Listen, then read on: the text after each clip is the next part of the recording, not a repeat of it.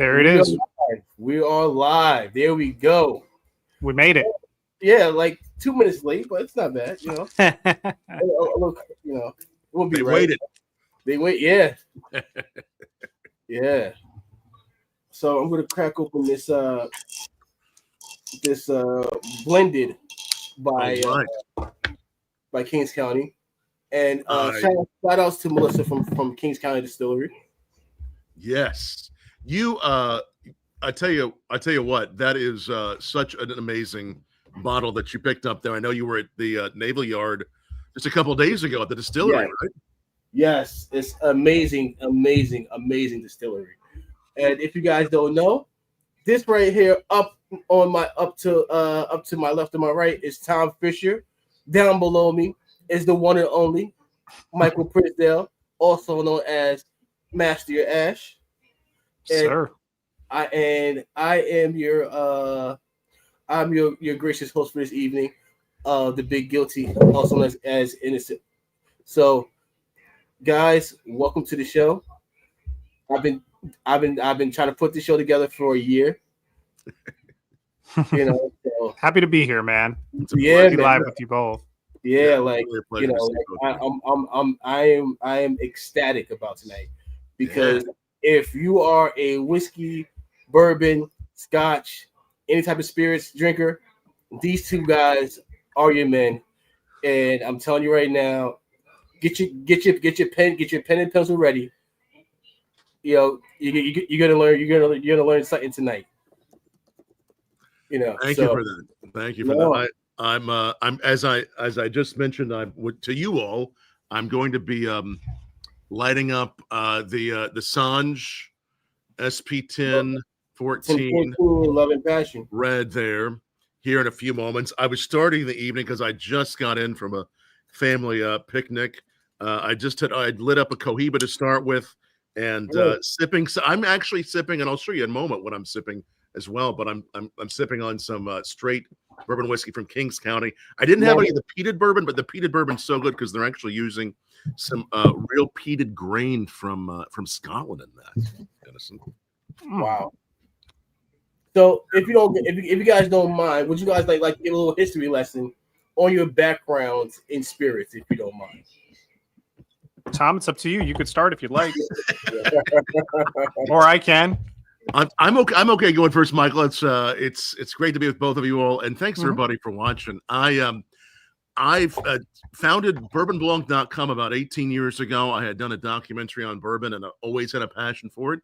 And really, just in the beginning, or really before the beginning of really the bourbon boom, started following great brands, just so many amazing brands telling the story of bourbon and American whiskey, and then ventured out into other whiskeys and spirits. But it's brands like Kings County that we got to know in the very beginning, and that's why I thought it would be so apropos for us both to try this. And now here we are 18 years later. I host tastings all across the country, whiskey tastings, cigar tastings, pairings, and we're at Bourbon Blog on all social, bourbonblog.com. Great to be with you. That's awesome. 18 years, man. That's a long time to have a blog, especially on bourbon. It's a little while. You were in there early. Yes. That's and now we're happy to be finding anything 18 years and over, right? Bourbon-wise. Yes, very, very true. Yes. So, Michael, Master Your Ash, pleasure to be here with you, Tom, and with Inno whenever he gets back, and the whole entire chat. I started my journey in spirits a little over, right around 2010, really, was when my journey started. I was a bellman at the Luxor working graveyard, and one of the people that I worked with, her husband was a bartender there at the Luxor in Las Vegas, and I was always very curious about it. When I was attending UNLV, I realized very quickly that I could keep more people at the house parties that we were throwing if I made drinks, and I didn't let people just bombard the alcohol liquor cabinet, right? So that, lo and behold, turned into me pursuing a career in bartending, which I did quite well around town. I worked for the MGM. I opened up the Cosmopolitan Hotel and Casino at the Comme Ça restaurant. and then just several bars in between those two. But the Cosmo is kind of like a pivotal point for me. One of my consultants that helped us with our cocktail menu and opened that bar was Sam Ross from Milk and Honey, New York City. So Milk and Honey is well known and well documented in like the rise of the cocktail age in New York City and therefore the US in general. Him being kind of at the precipice of that instilled a lot of just like an aha moment. I was like, this is really how you make cocktails. Because Vegas was always doing fresh drinks. We were talking about a mutual friend of ours, Mr. Tony Abu, right before we came on, and he helped lead the program in the 90s for the Bellagio. One of the keys was not having just fresh ingredients, because you had that already, but having fresh ingredients at scale, property-wide. And Tony is credited as being one of like the originators of that for casino hotels out here in Vegas. Yeah. So with that, I took what I learned and what I was able to grab from my befriending of Sam Ross and just start competing, start interacting with my local USBG chapter, which is the Bartenders Guild, both nationally throughout the US, and then part of the IBA, which is the International Bartenders Association. So that networking gave me access to brands for the first time. It gave me kind of like a seat at the table when it came to Tales of the Cocktail and Manhattan Cocktail Classic, which is now Bar Convent, Brooklyn, Arizona Cocktail Week, Portland Cocktail Week, and several different cocktail competitions throughout the world. I did Diageo World Class and made regionals. I did Most Inspired Bartender by GQ and ended up getting People's Choice in Las Vegas for that 1 year. There were a whole host of competitions that I was fortunate enough to enter, and a few every now and then that I won or placed pretty well in. And that took the eyes of Southern out here. So for the last decade, I've worked for Southern Glazers, Wine, Spirits, and Beer of Nevada. It's going to be a decade in August. But that's amazing. Thank you. Yeah.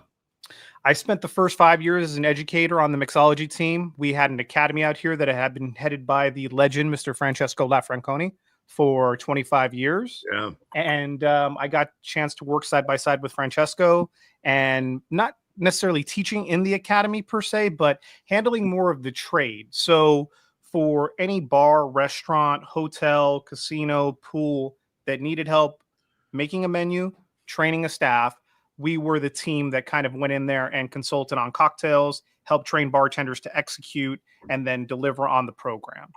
And it was within like my first year or two that I finished up my master accreditation for mixology. That through the USBG, that took about 5 years. I had to write a thesis, which ended up being on barrel aged and bottled cocktails, which was a fun one to write and construct and interview people on. And yeah, from that point, man, let's see, the pandemic hit. I returned back to Southern in a sales role and as more of a leadership role on the sales team. And that's what I've done since. So I still, thank you. I still enjoy education. I like to say that like there's only maybe 2 people in the office that have as many certifications, because I've done WSET level 3 spirits, WSET level 2 in spirits and wine, currently enrolled and will test next month in WSET 2 in sake. And yeah, a beverage alcohol resource level 2 advanced mixology. Like there's a lot on the list.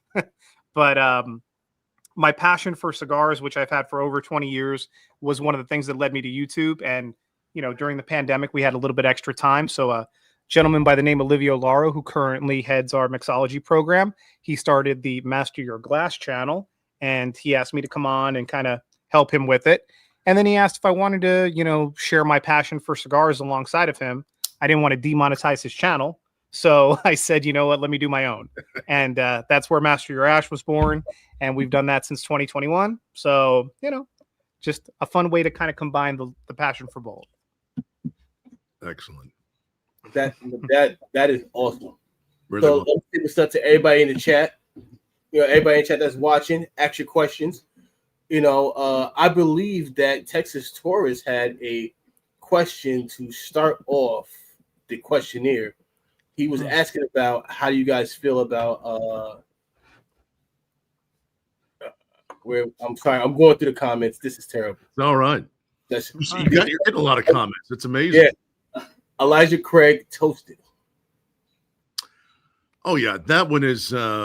It's I may find it a little easier than I used to. It's become so popular, but the softness in that, just the rich undertone of spices, depending on what cigar you pair with it, some of the flavors, could get lost because it is so delicate. But I love it. What do you think, Michael? I like it. I think that it is definitely more delicate than some of the toasted barrels that I've recently come across, for sure. Some of them can get a little spicy. I know that Whistle Pig Snout to Tail, which is a toasted variation, that ends up being a little bit spicier, and bold, but also a little bit more complex in certain ways, right? The benefit to the Elijah Toasted is probably the price point as well, right? Comes in pretty good. It is. It is. I tell you, I love what they've done with Snout to Tail, and you probably know this. They're going to be opening a permanent outpost near me in Louisville, Kentucky here this summer. They're the first non-Kentucky brand in Louisville to really open an experience in the bourbon world there. So we're so excited to have them, and I've always been a big fan. Yeah, we just had their sales team come in and do a presentation last Friday at our office, and they talked a little bit about that distillery, and then they also talked about the collaboration with Liquid Death this year, which seems very cool. Very nice, very nice. So as you guys see my face right now, it's because certain people are in the comments section talking about the Knicks right now, and I'm very bitter. I'm very sour. Fuck anybody from Indiana. I don't care. I don't care who you are, where you're from. I don't care. Fuck them all. But so Michael, so you told me you went to Tampa for a judging competition. So how'd that go? I just got back on Wednesday, and I was in Fort Lauderdale. We did the first ever Miami Global Spirits comp. The Vegas one has been 6-7 years running. Wow. Yeah. And it went really well. There were, obviously I can't share a lot of the details just yet because they have to release all the stuff once it's finalized, but there was an amazing gin from Ecuador that I don't know if I've ever had a gin from Ecuador. And I don't know if they were using Pisco as a base or some sort of brandy spirit of some kind, but it was phenomenal. Got a chance to try some of Charlie Garrison's good stuff, and they always do such a wonderful job. I had copious amounts of Ladybird after the show was over, which was fantastic. Which is the cognac finish, and I find Texas whiskeys, most of them, to be a little kind of over oaky for my palate, but when they're finished and done right, Garrison Brothers is a really good one. That climate can really do some interesting things to whiskey down there. I mean, I do like what they do, and it's such a very distinct flavor. Michael, I'm trying to remember. I know I've judged a number of competitions over the years. I'm trying to remember, have we judged together, but have we ever met in person? I'm trying to remember. I mean, there's a possibility. I feel like we have. There's a possibility for sure. I'm sure that we run in the same circles in a lot of ways. So I haven't judged San Francisco or IWC or anything like that. Right. There have been some local Vegas ones. Trying to remember that. Like, I haven't done Tony's, his tag awards. I haven't done that, but I was handing out cigars at the first one 2 years ago. So I had the cigar table. And then the Vegas Global Spirits is really the only competition that I've judged outside of stuff in our Southern Academy. Right. I've done a number of them. Doing a fairly new one later in the summer for whiskey. I'll be doing the Concours de Spirits in San Diego in the fall. I love doing them. Do they usually put you on just any table, gins, whiskeys? Do you kind of get assigned randomly, or you really like doing the whiskeys? Let's see. So the first 2 years, I think that I had the struggle of the vodka gin table with like a mixture of awamori and certain Asian spirits like sojus and different things like that. It was kind of like the starter table, I feel like, the first year. But vodka is very tough to judge like right out of the gate. I'm not particularly like a a one specific spirits guy. I've always tried to be like a jack of all trades kind of thing. So I just go wherever they send me. But about 2 years in, I ended up on the whiskey table, like some really heavy whiskeys and cognacs. And we actually selected at that table what would be best in show that year, which is always fun. Whenever you get like the one that goes all the way, and it ended up being Douce XO of all things. Oh, really? Yeah. Wow. So it was very interesting, but that's always fun when that happens. And then last year for Vegas, I was asked to be a table chair for the first time. So I oversaw a table of new judges and was kind of the head of that table. And we ended up having like a good mix. We had a couple of Canadian judges that came in. And I think that the founder of the show and the actual chairman of the judges, Mr. Steve Beal, I think that he wanted to send us some extra rye for that particular time. So yeah. But this time it was this time we had one of the main producers for agave spirits for Beam Suntory Global in Mexico. He was at our table that I was chair of this particular one. So we had all the agave both days, and then sweeps. It's incredible when you do the at the show. Sometimes it can be a really well-known brand, one that's even very not say affordable, very low price, and sometimes it'll be something very rare and different. It's always amazing to me where it hits. I remember back years ago, a decade ago, or even more, really 15 years ago, doing some for the ACSA, the American Craft Spirits Association. When a lot of these distilleries whiskey aging were new, just how young and out of the gate they were, and still doing a great job. But now the age that are on these whiskeys, just how far they've come, it's really truly a pleasure to see. It really is. Yeah.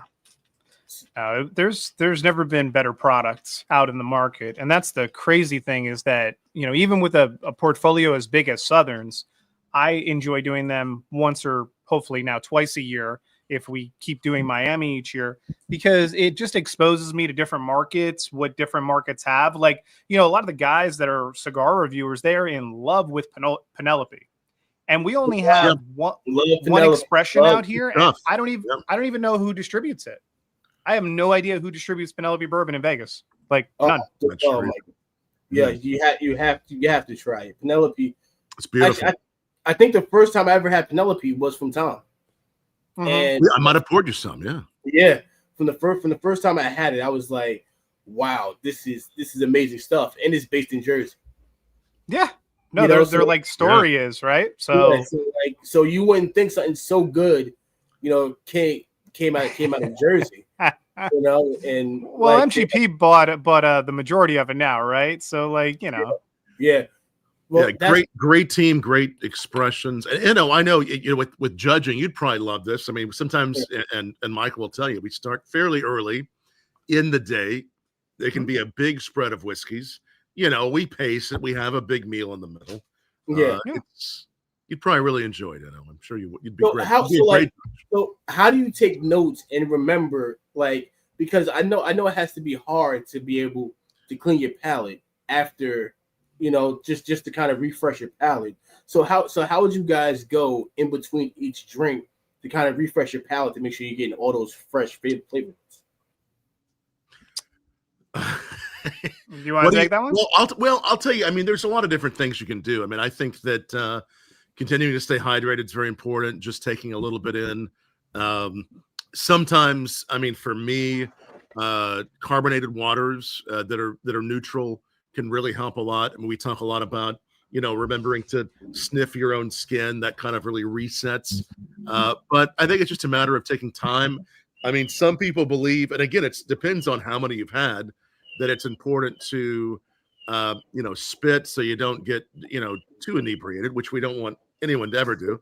And then sometimes, I mean, for me, I really want to swallow those to really see how the full effect of the whiskey goes. I mean, I think it's really, for me, it's hard to evaluate a spirit or really any beverage without completely swallowing it. But I think it's just a matter of pacing and really, taking into account what you're feeling, your fellow judges, and making the best decision in that moment. Oh, sorry. Go ahead, Michael. Sorry. Yeah, Michael, tell me how you do it. What do you like? No, so like I think that everybody has a different process, but there are like crossing similarities, right?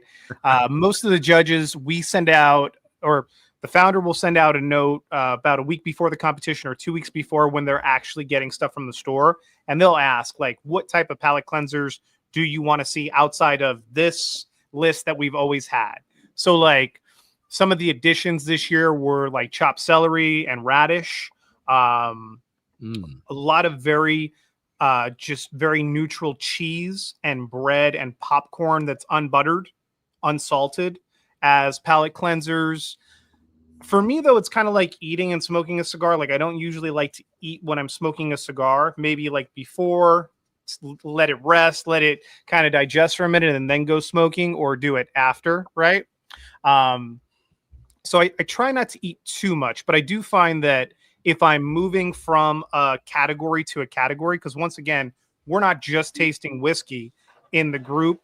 Right. Maybe you'll have a day where you're just doing whiskey, but then you're going to like gin, or then you're going to scotch, or then you're going to mezcal, right? And sometimes you do need a little bit more. So I always like to have a glass of coffee beans, and then I just kind of like use that like the skin trick to kind of reset and get everything, because the majority of what you're tasting, you're gonna use your olfactory and your nostrils to kind of pick out most of it, but it does definitely help when you can actually taste certain products that you're like on the fence on, or that you're having a conversation about, like maybe was this maybe distilled a little bit too hot, maybe too much heads, too much tails, something like that, right?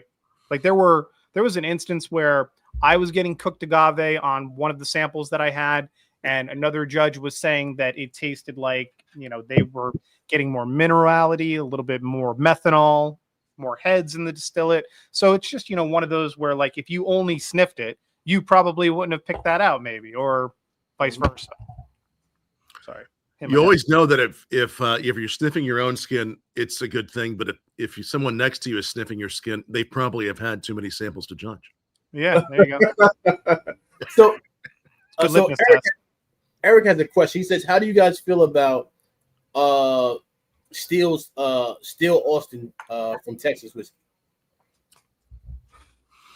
It's been a little while. I think I had some of their early on stuff. I haven't had it for a little while, but I really enjoyed it. But it has been a little while since I've had it. Do they do a moonshine too? They might. I know it's been a minute since I've had it. It's been a minute since I've had it too. Yeah, I've had the Treaty Oak, all those. I mean, there's so much great whiskey coming out of Austin and Texas. Yeah. Yeah. But I always like hearing recommendations from all these great people that are pairing too. And when it comes to pairings, I did start out as I mentioned, that having a Cohiba, Connecticut, and I'll say this real briefly while I'm still on this one. I was very lucky this past year to do a project with Cigar World and Cohiba, and Sean Williams, brand ambassador, cigar maker of Cohiba. He and I co-hosted a series on pairing whiskey and aged spirits and cigars. It's on Cigar World. It's a master's class, a master course. I think we're the only ones that have done anything quite like this. We were so thrilled to do it at Club Macanudo in New York, and it's just on cigarworld.com. You can find it.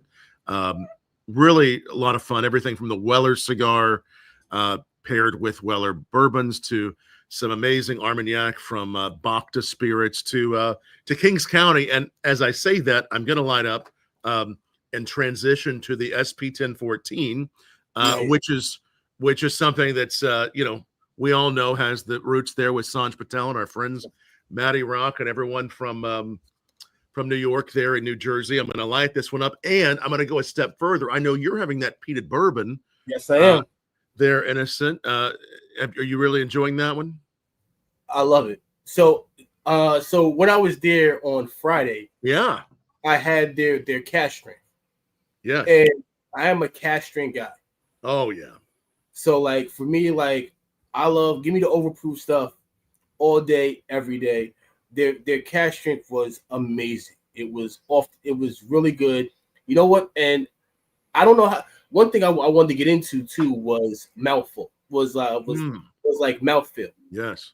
So like, what did you guys take? So before you answer that, my boy Mike Clark, he is down in Kentucky. You know, my boy Mike Clark. Mike, just know, I miss you on the Discord. That I know you don't come on a lot no more, but like I know you're down there in Kentucky with all the good stuff. Mm-hmm. So how do you guys feel about just like when you first take that first sip of a bourbon, and what are you looking for when it comes to mouthfeel? Like what is something that will stand out to you guys when you're sipping a bourbon, whiskey, or a scotch? Go ahead, Michael. I think that for me, depending upon what the mash bill is on the whiskey, right? If it's a scotch, what's up, Fred? Hey guys. If it's a scotch, it's obviously going to have a little bit different of an opening than most of your bourbons, even if they're like high rye or malted barley or this, that, or the other. So immediately, like, different whiskeys, different openings. Some of the more malty ones have a creamier, full. We're just talking about Penelope. There you go. Yeah, I'm gonna finish this bottle tonight, brother. My bad. I'm sorry for interrupting, but You're fine. We're finishing this tonight. That's we were just talking about that. But yeah, some of the scotches, the more malty, the more heavily wheated bourbons, they have a very creamy, softer opening, a little bit more texture on the mid palate to me personally. And then the finish can be also very creamy, smooth. You get a little bit of that corn sweetness and the popcorn note that some of them are synonymous with. And I'm just looking for anything in between that popcorn, bubblegum, creamy, buttery, well-aged vanilla baking spice kind of set, right? And then if somebody tells me, hey, we got this really nice rye, I'm expecting a little bit more spice, obviously, on the mid palate, possibly a little bit stronger of a finish where it lingers a little bit longer. And then if it's a scotch, the two biggest ones are peated and non-peated, right? Or single malt and blended. And at that particular point, it can get into the weeds with like, do you have a blend that's a Johnny Walker blend, or do you have a famous grouse, or do you have a Dewar's White, or where are you? Because all of those have very varying flavors, right? So that's kind of how I look at it. Yeah, I think sometimes mouthfeel is something that we notice, and it's the flavor is there, and the mouthfeel can affect the flavor and really affect where it goes. Because when you're thinking about, oh yeah, look at this, when you're thinking about older bourbons, something that has a little bit more age to it. You're really looking at how that time in the barrel has really settled those flavors down. We often hear the term smooth or creamy, and it really does happen. And just really where it goes. I'm actually pouring. So I had two Kings County here. I had their original release, the straight bourbon whiskey, and then I don't pour this one very often. This is a very special bottle that was released several years ago, and I know they've done some older things since. But this is a 7-year-old Kings County that I just usually just have a couple sips of, and really this one just shows you just how far they've come. They are the New York City's oldest whiskey distillery post Prohibition, but of course it's a little over a decade they've been doing this, but still New York City's oldest distillery post Prohibition. And really with this one, it's going deeper into those caramel notes, that creaminess, those vanillas. And I think, no matter what you're trying, whether it's whiskey, gin, notice where it's hitting on your tongue and how it is really hitting your, the whole mouthfeel. And really what happens when you take a cigar and a whiskey and you combine them together. So a quick question from Mike. He says, how do you guys feel about Blue Run bourbon? It's a really nice one. No, I've heard of much exposure Rye, to bourbon. Me neither. I've heard of it. I've seen it. Wonderful job. They're actually building a distillery now in Kentucky, and it's going to be massive. It's going to really be a beautiful experience. I know the co-founder Mike Montgomery really well. They're doing some really beautiful expressions and just creating some beautiful flavors, some limited runs. I love what they do. Most of them very high proof, which we like, so that we can really add our own water, our ice. Trey does a great job in mastering. I mean, just really a beautiful brand, and they're going to be doing even more wonderful bourbons and whiskeys as we go forward. They're now part of Coors Spirits, so they have a lot that they're doing and growing this brand. It is really a brand to watch and one of my very favorites. So I'm glad if the guest is who's watching there, if they're sipping that, tell us what you like. I'd love to hear what they're tasting. So, like, what are the three big companies in the bourbon game that mostly buy out other companies? I think MGM is one, right? So I'm like, yeah, there's so many now. I mean, the MGP in Indiana's done a lot of bourbons for a variety of and ryes and other whiskeys for a lot of companies that are just beginning to put juice in a bottle. There's so many. As far as the big ones, you're looking at Jim Beam, Heaven Hill. There's a number of large ones. Sazerac, Diageo, of course, Buffalo Trace that have been there for many, many years. And there's just so many, every time we look up as far as new brands go, there's so many new brands that are taking juice that may have been aging 4, 5, 10 years, and they're doing something with it. But there's a lot of it. There's a lot of it out there. I have a question. So, yes. One of my favorite whiskeys of all time, my favorite whiskey bourbons of all time is Early Times. My favorite. Oh, yeah. My absolute favorite. But here's the thing. So there's a difference between the black cap Early Times and the blue tin cap Early Times.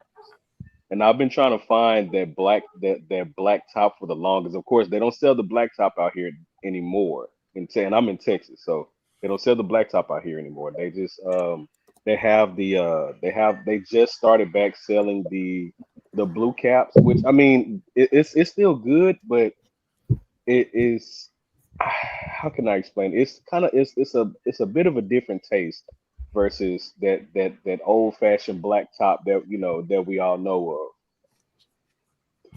So they were doing, and they still are. They had done the Kentucky whiskey, which really for the longest time was not actually a bourbon, but it was more of a Kentucky whiskey because it didn't follow the bourbon regulations. But they, well over a decade, they released a bourbon, which I believe is still out there. It's one that I see a brand that, of course, has a lot of history to it. And so you're not seeing the black cap. Whereabouts are you again? I'm in Texas. To my knowledge, the black top was produced when Early Times was owned by Brown Forman, right. And the blue top came into play when Sazerac bought it. Right. So they changed that. You may still see some out there. There's probably some collectors and some collections here and there in the secondary market, or maybe even on a shelf at a nice storefront somewhere. Man, listen, I've been searching. 1860. Yeah. Yeah, I've been searching and searching. We will help you with the search. Oh man, I love it. I love that stuff, man. Yeah. I'm loving this Sanj Patel Red. I know he's done a number since then, and Sanj, I can't wait to try the was it the gas station sushi and the India gas station sushi? Yep. I haven't tried those yet because it's been a little while since I've seen Sanj, but I'm really enjoying the red. And those Lanceros, sorry. I was like, the only time that you can make that statement, I'm really looking forward to trying the gas station sushi. Is a cigar. I've been hearing about that. Exactly. So Mike says, do you think rye whiskey will grow in popularity in the future? It's always been it'll always be a footnote in the bourbon world. Well, it has interesting phrase. Yeah, interesting way to phrase it. Yeah. Like I love rye. I've had. I'm trying to think of all the ryes that I've had. I only had a few of them, but I've had. I'm trying to remember. I'm terrible. I'm terrible with names. But God. Oh well, I did have the Johnny Walker rye, which was $30. Was pretty good stuff. Don't look down at him like that, Michael. Don't look down at him like that. I'm not looking down at you. know, I'm not looking down. You're good. You know, but like for me, because the rye to me is sweeter. You know, I mean, I think it all depends. I mean, it's there's so much that's happened with it in the last decade and a half or so. I mean, there was what, just a couple 15 years ago, there wasn't as many on the shelf. There wasn't even as many bourbons, but I think it was Whistle Pig that really helped to take rye whiskey into a luxury space. And then out of that, you saw so many Kentucky brands, everything from Peerless to, I mean, you name it. There's so many ryes that began to get more behind it, bigger push. And of course, now, don't have any right in front of me. Kings County, of course, has just a delicious Empire rye. They've even done a peated Empire rye, but Empire rye being a very specific category by the TTB of rye whiskey. And the only two states that actually have their category that's officially recognized of rye are Indiana and New York. And whether it's Hudson Whiskey and Gardner or West Park's Hudson House rye whiskey or Kings County, I mean, there's so much. I love the Empire ryes out of New York. Wow, I really do.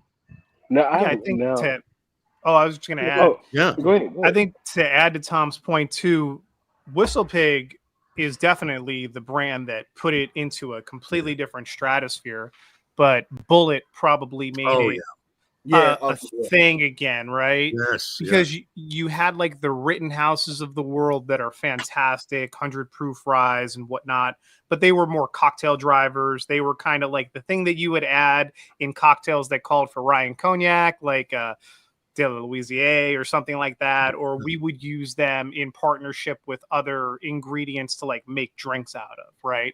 And add that spice element. And then as like more modifiers came into play and you didn't necessarily need the whiskey to have as much upfront or back end spice, you could get away with bourbons and a modifier. I think that those just kind of like became an extra expense for a lot of programs. So they didn't really see the value in having something that people weren't going to just sip on by itself, like a bourbon, right? So Whistle Pig really changed that when they came out and they had like, this is our really, really cool rye that's been finished in 3 different casks or 2 different casks, and it's like super premium, right? And that created the trend. But the history of American distillation stems from like cachaça, aguardiente, and rye. Like that's where the Americas just in general, that and agave too, if you count in Mexico, like that distilling rye in Vermont, New Hampshire, New England, all that stuff in the colonies, that's where it all stems from, right? So I think that as a footnote, it's an interesting statement, but I don't think that from a flavors standpoint that you can really do anything to catch bourbon just yet. If we're just talking about like popularity of whiskeys. Right. I was going to ask you guys, for everybody that's on here, which is your favorite? Because I know I've heard some people say that they love the Whistle Pig 5-year. And I heard some people say they love the Whistle Pig 10-year. It's kind of been, for the people that I've talked to, it's kind of been like kind of neck and neck when it comes to like, as far as like which one is the better version of it. So I'm just want to know from you guys, which one would you prefer, the 5-year or the 10-year? Ooh, I mean they're both good in their own ways. I mean, I think that they released the piggyback, the younger one, to be really accessible and great for cocktails. The 10 goes a little deeper. Of course, you look at the 15, it's so deep. I mean, they're all beautiful in their own way. Yeah. I kind of like the 3 cask finish on the 12 if I'm sipping. Yeah. Like the 12, the 15 is really good, but I feel like it kind of overwhelms a little bit on the palate at times. I like the consistency of the 12 on my palate personally, just for me. But like the 6, which is the cocktail driver, is decent, but I would probably go with 12 personally. And with a cigar, that 12 with that Madeira, the port, the Sauterne, all of those, it just the mouthfeel, the old world wine casks. They took so long just really establishing that one, trying so many different things to find just the right blend, from Hungarian casks to port to Madeira. It's just It's a great place too. If you ever get a chance to visit, I mean, it's such a special place. Okay. All right. Yeah. Now, I did have a question about pairings too. Just one quick question. No, go Now, ahead, Fred. I saw. So I know we're talking. Well, we're talking about spirits. Period. So, Yeah. a friend of mine, he prefers to pair his cigars with sake. Mm-hmm. And I was like, that's really different. I never thought that people would pair cigars with different sakes, and he prefers more of like he's a big sake guy. He spent a little time overseas, and he fell in love with sake, and so he just decided one day to pair his cigar with some sake. So I just want to know, like, have you guys ever paired a cigar with sake or ever thought about it? Yeah. And how was it? Because I was really thinking about trying it out. I think that there's such a wide variety of flavors that you can get off of sakes, just in general. The two Mhm. most common are probably the umami mushroom broth from the amino acids and the protein release, and just the koji and the process that sake has to go through in order for it to become sake, right? Yeah. And then you can also get some really floral, creamy ones too that have no or little umami. Some that are more acidic, some that are more sweet, right? It really stretches the flavor spectrum big time. But I think the beauty of it, right, is that cigars in general are very alkaline on our Yeah. palates, Right. right? Hmm. So you get like a certain amount of residual sugar, but you also get the lactic and you get the amino acid component. And that Right. really helps just to kind of taste through and taste more of your cigar. It's like I say Hmm. with alcohol just in general. There's a lot of polyphenols and oils and compounds that are hidden in this cigar that are Hmm. very tough to pick out if you don't have like a little bit of alcohol Right. to kind Right. of turn on some of those little levers on your palate. Yeah. Yep. Okay. Just having that right balance is part of what it's about. I was actually going to ask you, Michael. What I know you do so many great cocktails. Um, do you have a favorite rye cocktail that you do with a cigar? A favorite rye cocktail that I do with cigar. I mean, Since we were on, Boulevardier is tough to oh beat for me with rye. I think that the spiciness can like stand up to a lot of the vermouth and a lot of the Campari. So sometimes I enjoy that more than bourbon in like a Boulevardier recipe, even though it probably isn't the tradition. Um, I also like the De La Louisier. I like Mm, the Benedictine and the flavors that you get when you're mixing bitters and Benedictine and rye together. I think that it's a really good pairing. So those are probably two of my favorites, or just those in general. I love those. I love those. I actually really enjoy just in general with a lot of cigars, revolvers. Very Okay. old school with that coffee note, little coffee liqueur. Yeah. Sometimes I'll change out the bourbon for the rye. I just, I love coffee flavors. Revolvers, one of my favorites. But I the Boulevardier is just such a great choice for that depth of character. Yeah, I mean, like I think the obvious ones would be like the Manhattan's Old Fashions, Oh, right? And you definitely get layers on that because they're all alcohol based. But I think that there's just like a plethora of stuff with all of the great modifiers that are out. And I mean, Benedictine, Chartreuse, these things have been around for a very long time. But yeah. like you add complexity the more and more that you play around with those. And that's just like because most of my drinking honestly is straight spirit and then Right. like maybe a back of something. I don't really drink a lot of cocktails unless I'm making a program or I'm judging somebody else's drinks, right? So for me, like if I'm at home, most of the time I'm just pouring stuff neat. It's like the chef that makes the meals and then goes home and eats the fast food kind of deal. What did you taste, at Kings County? What cocktail did you try? So I just got an old fashioned. I'm an old fashioned guy. That's what I do. They do have one. I believe it's called the Poseidon or it starts with a P. Oh, you probably had a penicillin. Did you have a penicillin? No, I did not have I did not have a penicillin, but everybody there was ordering the penicillin. They're really good. Yeah. Like That's a Sam Ross cocktail right there. Yeah. so everybody was ordering the penicillin. Just to jump back, to one of my favorite bourbons is Dovetail. I love Dovetail because it's like a flavor punch in your mouth.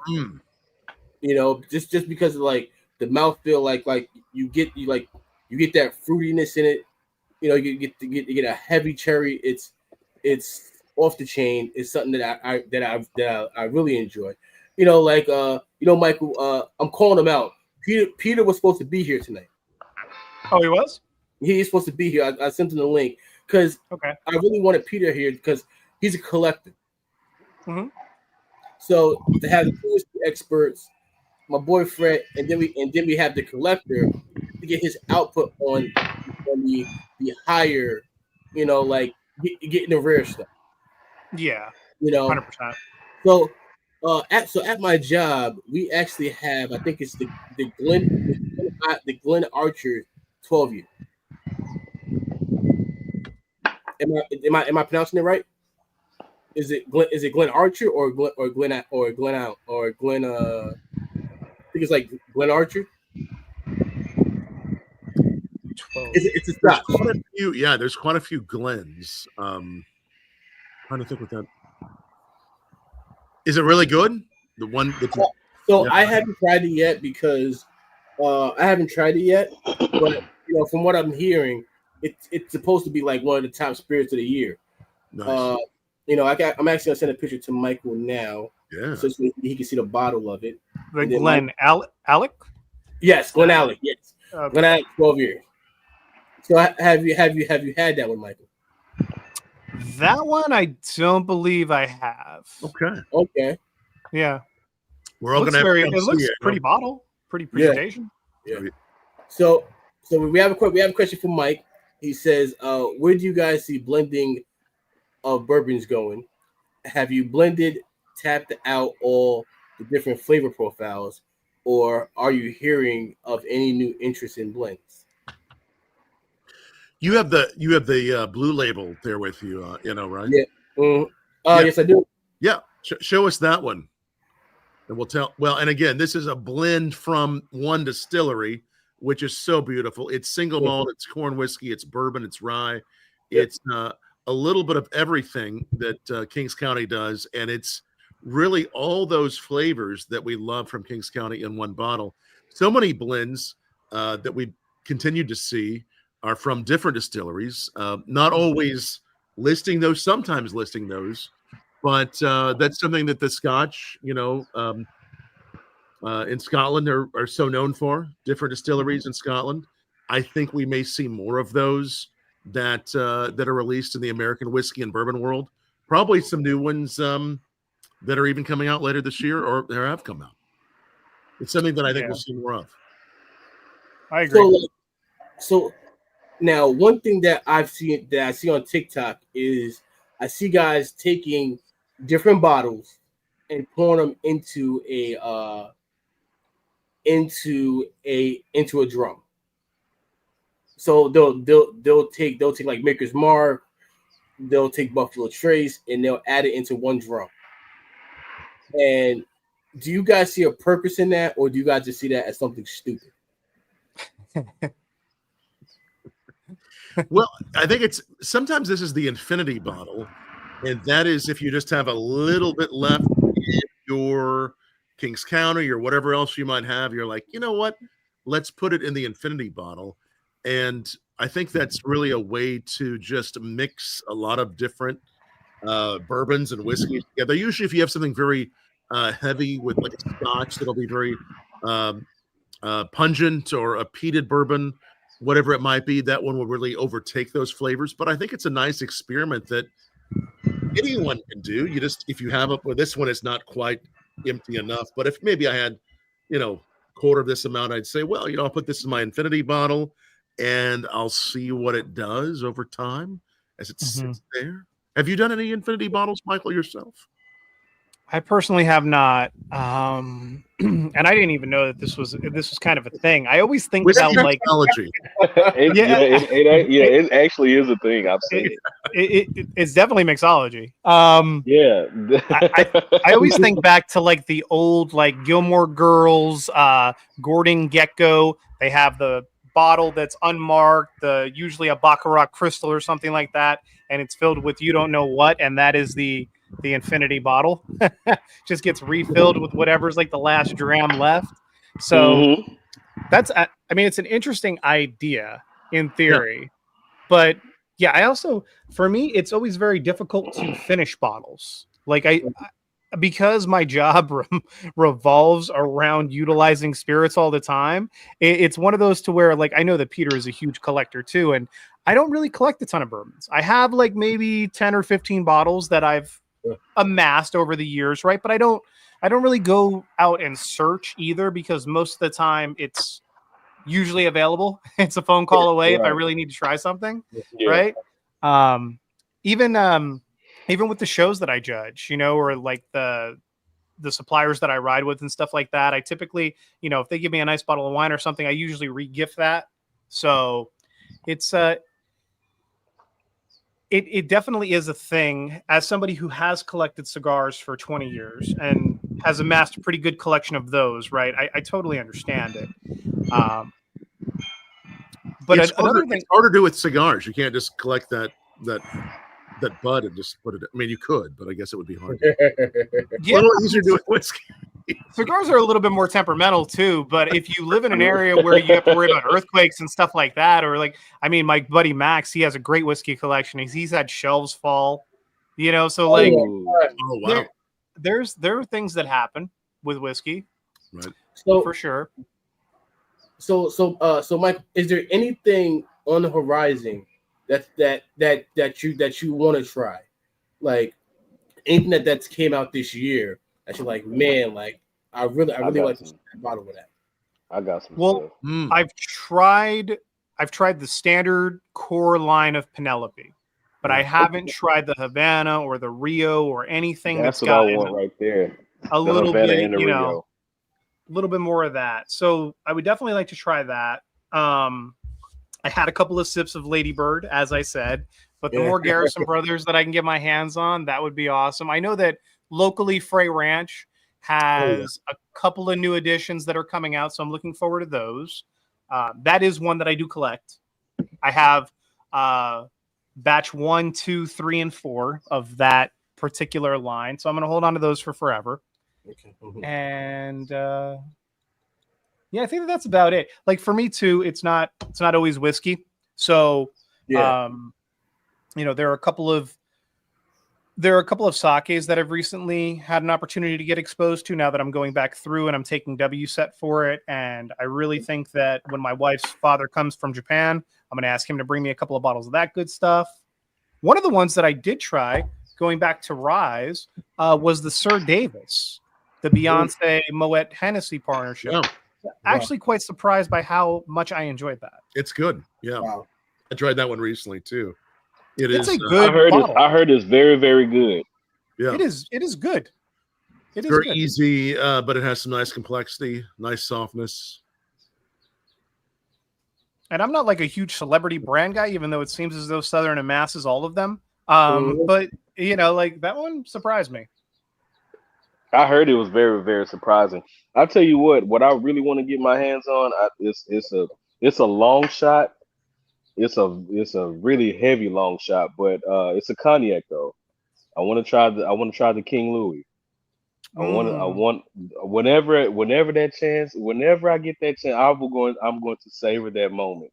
I've always because I know I've heard some, you know, it was a friend of mine, he went to Vegas for his birthday, and he has a really good friend out there, and his friend owns a bar, and he had that bottle of King Louis sitting at the top, like at the very top of the shelf.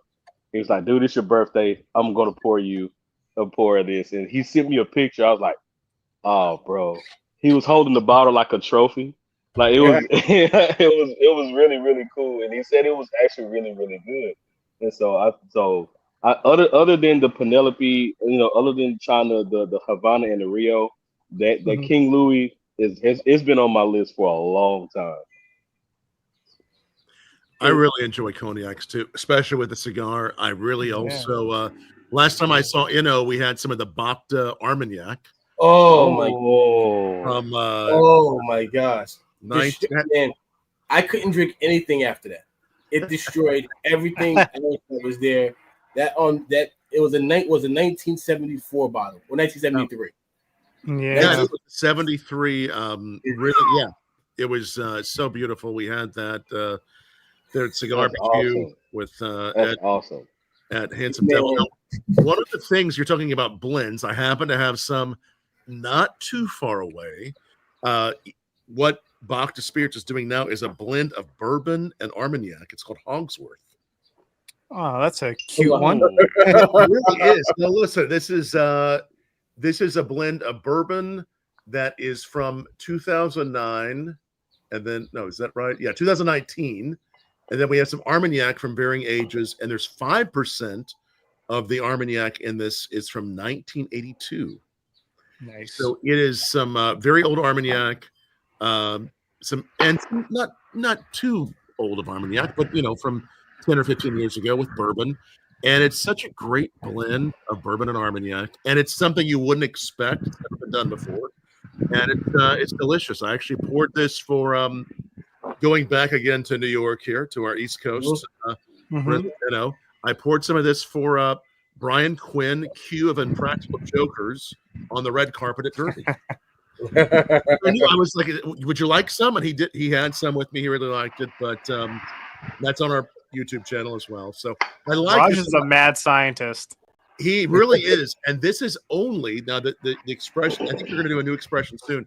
This is only $50 a bottle, and it's so beautiful. I really love this. Oh man, oh yeah, really lovely. I found out that one of my best friends from high school is actually one of the early investors in Bacta. Really? So, wow. Yeah, like when Raj crowdfunded the operation, he was one of the investors that I believe that they got to choose from different barrels. So he has like barrel 22, 23, and 24. And he gave me like a little sample of each that I put on the channel. But I still have those. Wow. You all would love this Hogsworth. Have you tried some of the Armagnacs they've done, Michael? Or? Yeah, we actually we brought it on here at Southern to launch it. Oh, and good. One of our special events coordinators, her daughter was working for Raj at Bacta to launch it here, and then the product I think got pulled from market because I never saw it again. It was, I want to say, before the pandemic started, or maybe like right after it ended, maybe like 2021.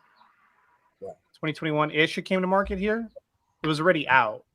But yeah, and then it got pulled shortly thereafter. I didn't see it again. Good stuff. That blend's really interesting. Just has a lot of those old notes. Average age is 9.4 years on this one. So it really gives you a nice older note. Very, very approachable price and just a great flavor with cigars. But I'm loving this Kings County right now. Are you on the peated still then, or are you on the which one? I'm still on the blended. I'm a slow drinker. Yeah, I'm a slow drinker. Yeah, I'm going to move from my Heaven Hill bottle and bond to some Bacta. I'll grab my other one that I have. All right, if I have that set. Yeah. So earlier today, I had some. I got to look at the picture to the Davis County.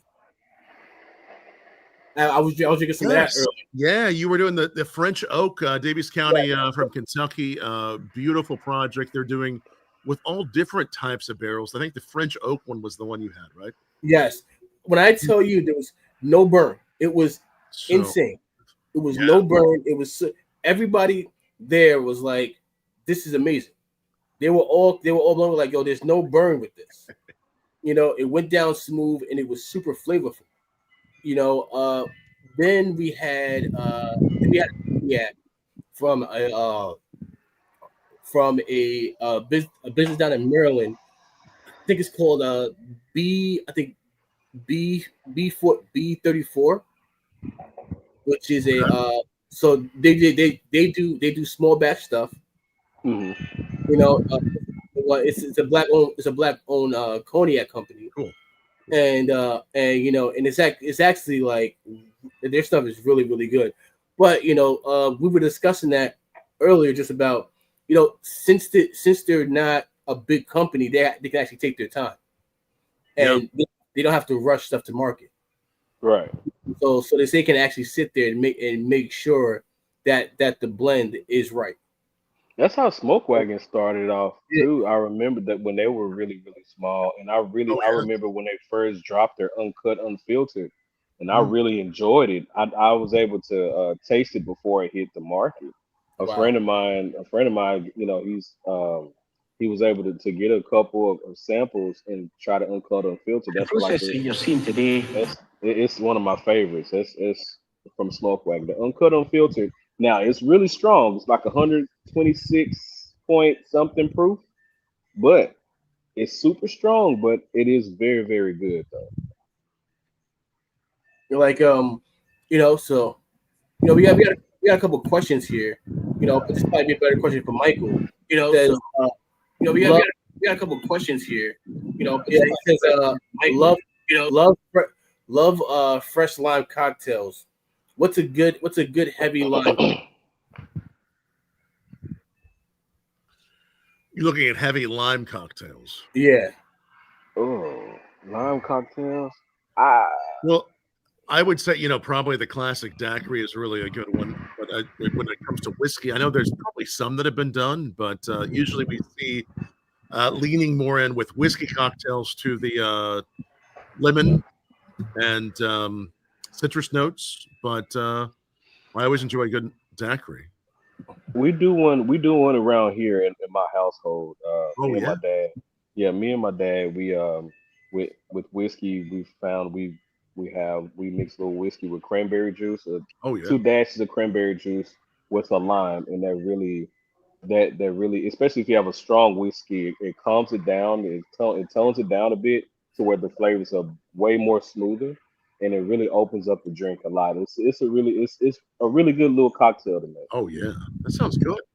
Yes, cranberry juice. A lot, like, because you know, I mean, the thing that I've seen a lot of guys, you know, they do the whiskey and coke, and I was like, I mean, the whiskey and coke is a classic, but if you so happen, if you want to do a cranberry juice, try the cranberry juice, and for those they've tried it, and they were like, man, this is really really good.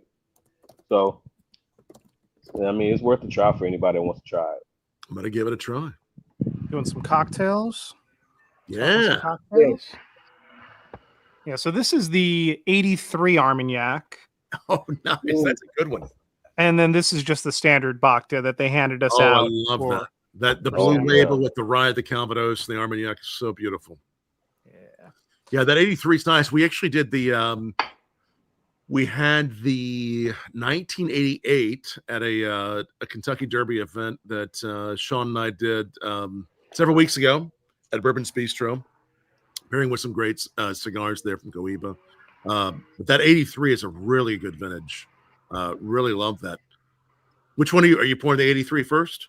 Yeah, we're gonna pour the 83 first. All right, no, that's we're not gonna play any games. I'm a big cognac fan, but I do love Armagnacs when they're done great like this. Oh yeah. You know, I think I've only had one Armagnac. Only had it was when I turned 21 years old. And my uncle, he's gone now, but my great uncle, he was a big collector, and his wife sold all his stuff and made a nice pretty penny off of it too when he left. But he was like, man, you're 21, so let me pour you a nice little Armagnac. It was from, I think it was from when he was. I think he's been having it because he fought in Vietnam, so he's been having it. So he's been having it since then, and he was like, listen, this is a really nice little vintage something. He's like, I know you don't know what it is, but just try it. So I tried it. I was like, that's fantastic, and that's the only time I've had Armagnac. But it's a great story to be introduced to it though. Oh, it really is. I really enjoyed it. Yeah. The earth, the the spice, everything that goes deeper into it is just it's so lovely. Actually, it was a funny story. It was the very first hard liquor I ever had I was traveling in it's a high school trip in France when I was 15, 16. It was the very Nice. first liquor I ever had was Armagnac. Wow. Yeah. That's So whenever Raj started doing that, I was so excited to try all those old ones and to try that blend also that you have there, Michael. That blend with the Calvados. It's good stuff. You know, like my what was your first like dip into like Armagnac? My first experience with Armagnac. Yeah. It was honestly working at Southern. Really, I when I was behind the bar, I really didn't get a ton of exposure to it. We had a couple of bottles because I found myself always working at French restaurants and French bistros for some reason. Like Comsa was one. I opened up Central by Michel Richard out here in Vegas. So like there's always been like this synonymy with French bistros that I can't avoid. So I had an opportunity to try like Boss Armagnac and a couple of other more familiar brands in the States. And those were okay. I always found myself enjoying the sweetness and the blending that Cognac had over Armagnac. Personally, I couldn't appreciate Armagnac when I was trying it at that point. Same thing happened to me with champagne too.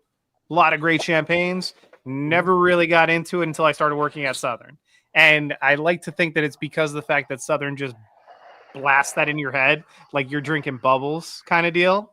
So I gained an appreciation for champagne.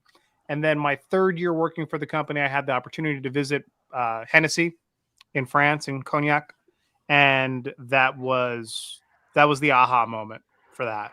You know, like when you're tasting rosés that are local, when you're tasting Armagnacs that are local, and everybody that works for Hennessy is a distiller or a farmer.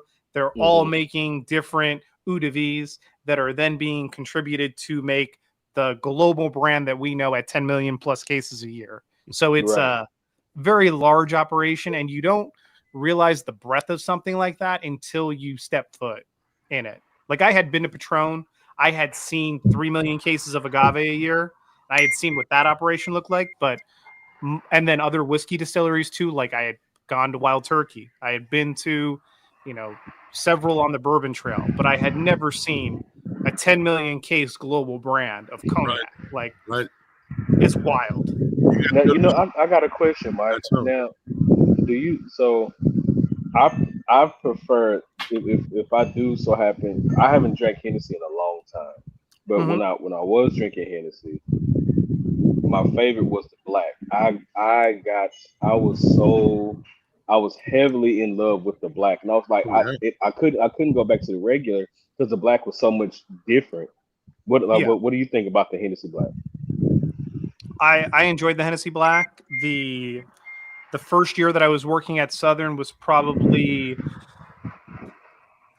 like the last 2 years of it really finding distribution in Vegas. It's not really widespread out here in the States as much anymore. So that was like the last years for Hennessy Black. It was the last years for Remy V, which was their clear eau de vie that they had that was really good that I enjoyed in cocktails. Yeah. So there are products like that are. What's that? What's that? I think that was your playback or somebody's playback. Somebody was getting feedback. Somebody was getting feedback in the mic. Okay. Yeah. Who is that? It's not me, is it? No, I don't know. I don't know. Yeah. So anyway, that was like that was the last time that I got a chance to kind of work with Hennessy Black and Remy V and some of those. So I really enjoyed those products. I just they were very different too than like standard VS Hennessy, which tends to be a little aggressive on my palate. Like I was always more of a VSOP XO kind of guy, and then of course like Paradis or Richard whenever I had the opportunities to try those. Richard being like kind of their equivalent to Louis XIII or King Louis, as you put it. Yeah. And then like I had an opportunity too, because living in Vegas, like when I worked at Comsa, we had the regular Louis XIII bottle, and then we also had the Black Pearl that was like an $80,000 bottle at the time. Yeah. Oh my god! So we had to lock that up in the wine cellar every single day and bring it out every single morning with like a glove and put that on the bar. That was my job, which was Wow. very scary. Just Like, that one, right? it's very, very scary at 10 a.m. I'll drop that. What about the Masters blend? Because I like the Hennessy Masters blend too. I don't even know. Do they even still the Masters blend anymore? I believe they're on 4, maybe 5 right now, something like that. Because the last bottle I had it was for my 25th birthday when I was back in college, and I remember I was like, man, I'm gonna get that bottle because it was like a $70 bottle at the local liquor store that was down the street from campus.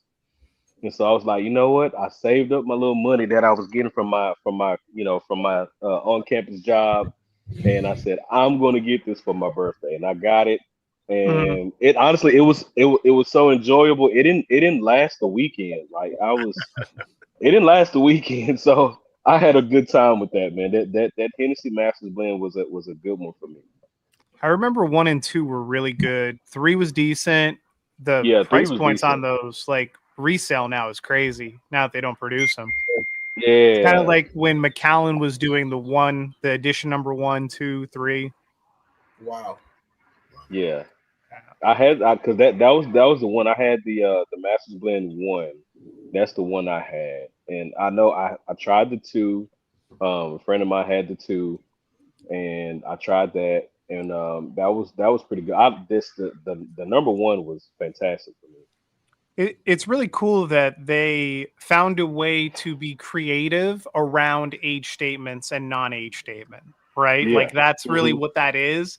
It's being able to work your way around the VS, VSOP, XO kind of age statement category and create a unique flavor profile that the actual blender wants to create, which you see probably more in Scotch and cognac than you do in a lot of American stuff, because most of the American stuff hasn't been sitting around as long and there's not as much stock, backpiled, although we're probably getting close, with Sazerac and all their barrels.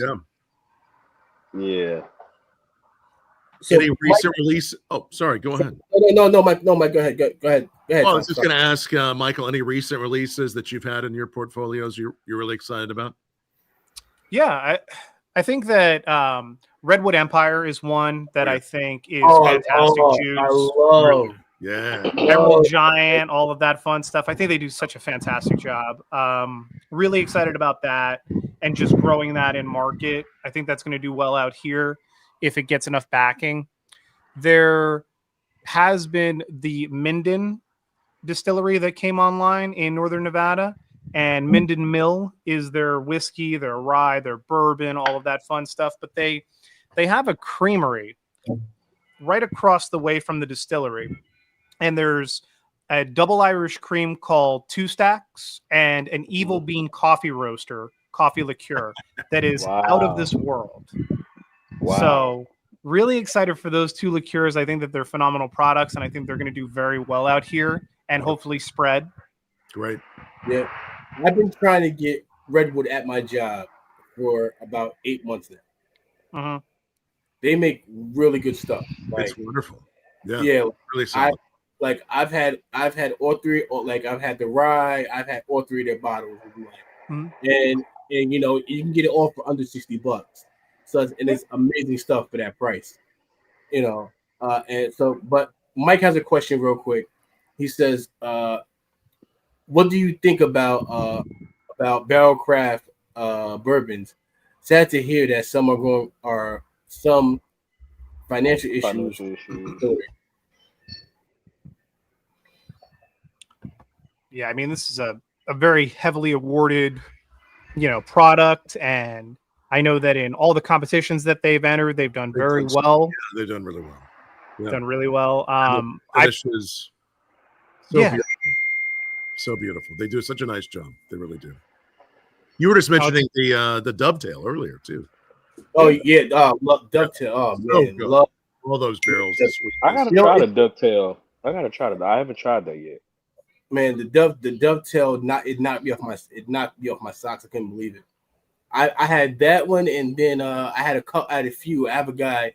Shout out to my guy Block. Whenever he comes to Jersey, he brings about 10 bottles with him. But he brings the 10 bottles, and then he brings stuff called which I call grenades. Which is like little shots, but they're like really good, like knock your socks off stuff. And anytime he would bring the grenades, I go, what are you packing? What are you packing? What do you got loaded? So last time he was here, I had the campfire from High West, which was amazing, one of my favorites. I had the Starlight. I had their honey and their cash drink. The honey is dangerous because it's so sweet that you don't taste liquor at all. That one is dangerous. Then I had I'm trying to think what other ones that we had that night. I'll be right back. Yeah, because we had a few. Like he's a big bourbon collector as well. So anytime he comes or anytime he gets something, he really helped me on my bourbon journey. Because he was like, all right, well, start off with this. He was like, get Buffalo Trace, get one wild turkey for your everyday pour. And he was like, and he was like, if you ever get a chance to go after store picks. So like, can you guys explain like the whole store pick model or that whole thing of store picks? Sure. Yeah, 100%. I mean, it's kind of like a combination between the supplier and the distributor, right? So the supplier who's supplying the product, in this case, let's say it's Wild Turkey, right? Yeah. Eddie Russell, Jimmy Russell, they're going to have a certain amount of barrels that they set off to the side every single year. And they're going to be like, yeah, 32 barrels this year, we're going to make barrel picks. So we'll have a group come in, from either our top accounts or from accounts that we're looking to land, and we'll have them come down to Kentucky, visit the distillery, and they can choose from these 32 barrels. And then as more and more groups get down there, or if they send the samples over to the groups to try and more barrels get picked, the number gets smaller and smaller and smaller, right? So they have like a certain time frame every single year that they're going to allocate a certain amount of barrels in the rick house as store picks. You can also, show up there, or you can have it sent to you. But most of the time, in order for it to get in front of the actual buyer, if they're not going to physically go down there, it takes the supplier either going there or collaborating with the distributor and having the distributor and them go and taste the account on the barrel picks. The account then buys essentially the whole barrel. And in past times, the regulations were a little bit looser. Now, if a client or a customer is taking a barrel, they have to usually take it within 2 shipments. They can't just like let 26 or 30 cases sit at the distributor and just take it week by week. They have to take it within about 2 deliveries. Wow. Is how most distributors do it. So depending upon the size of the barrel, how many outlets are using it, so on and so forth, it can be advantageous because it's like almost the same price, right? It's a barrel in the rick house. It's going to be the same price for the juice, maybe a little bit extra for labels and customization of the bottles. But for the most part, you're paying like, if you're getting Russell's Reserve 10-year, you're paying Russell's Reserve 10-year price, whether it's a pick or not. The difference is that every single barrel in the rick house is its own unique snowflake. So it gives an account that wants to be very specialized and specific an opportunity to have something truly unique, because their Russell's 10-year isn't a blend of 50 other barrels of Russell's 10-year. It's one specific barrel, or, so on and so forth in the warehouse. Yeah, the single barrel selections have really, since I've been doing this, have really grown so much. We love seeing those for stores, for restaurants. Really, it's that, whether it's the store or the establishment's way of saying, here's what we love about bourbon or about this pick. It's something so special. And in Kentucky, the rules have really gotten so much more friendly to consumers that now consumers can go in without a liquor store, without a someone who's licensed, and actually pick out their own. There's a lot of operations that are now just all about the consumers come in and bottle your own, and I love seeing that, and I hope that'll become the case in more states. Yeah, like even if there's an upcoming occasion, like if somebody was getting married and you wanted like, hey, this is from my barrel that I picked out, or something like that. These are all my bottles here. Everybody gets a bottle. I mean, there's a lot of applications for just a general consumer too. I'll let just the four of us go do one. I'd like that. Yeah. Hey, I'm down. Yeah. So, like how many bottles can you get from one barrel? Depends on the size of the barrel. Yeah. Okay. Barrel size, age. Yeah. 10-year-olds. I mean, 8 to 10. You're looking at a couple hundred bottles, and that's uncut. I mean, it all depends. Could be very few. It could be more than a couple hundred. Yeah, I have a question for y'all. Who makes Old Granddad? Do y'all know who makes Old Granddad? It's Beam, I believe. Correct. I think it's Beam now. Yeah. It is. Okay. Yeah. It's been a variety of places, but I think it is Beam now. I love the 114. Oh yeah. Classic. That 114, that's a classic one for me, man. That Old Granddad 114, that is a fantastic. I never knew. I always wanted to know like who makes it. I'm like, listen, I'll write a letter. Can I just get a case? I want a case of those bad boys. Oh, I like Mike's question. Yeah. why not is the 3-tier system a good idea?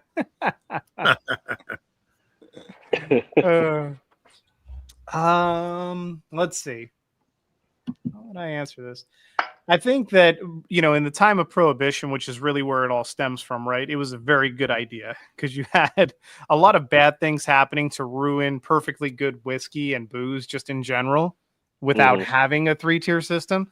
I think that certain states where they're control states or they're government sponsored states, like it gets a little hazy. But overall, it's really about the TTB and about the guidelines and regulations. That's where a lot of the red tape comes in. Like in theory, right? Having checks and balances in 3 tiers to the system makes total sense. But when you start compounding it with red tape and different, different structures on top of everything, like for me, right? I work on the distribution side. Let's say that Tom works on the supplier side. If Tom wants to go and promote something at an account, he can do that.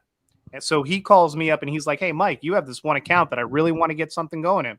We go in, we talk to them. They're all about what Tom's selling. They decide to order it from me. I ship it to them. It gets delivered. Tom comes in over the top and promotes the hell out of it. It's a win-win. The TTB regulates that being that I'm a distributor and he's not my only supplier and they're not my only account, I can't show favoritism or give something of value to that account. So I can't promote it the same way that Tom can. Now, to me, that seems kind of silly. That's an account that I do business with every week. And Tom is just coming in here, to meet this account for the very first time. And he gets to like go over the top and promote the hell out of it just because he's doing business with them. But me, I can't like post about it on social media. I can't say what a great account they are. I can't show them any love because that's me driving traffic to them. That's not a rule because it's the 3-tiered system, so to speak. It's a rule because of the TTB. Right. So you wouldn't be able to do a cigar review with the pairing of that certain beverage. If they have a liquor license and I do business with them, I technically can't. Wow. As a distributor. Tom, as a supplier, totally could. Or you, Fred, as a supplier, you totally could. So, like, I have to be very specific about the things that I do on social media because if the TTB ever wanted to, like, go crazy and investigate me for something, like, I could be held liable for that.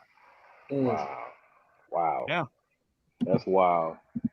So, it's hard in some ways, but it's a good thing in others.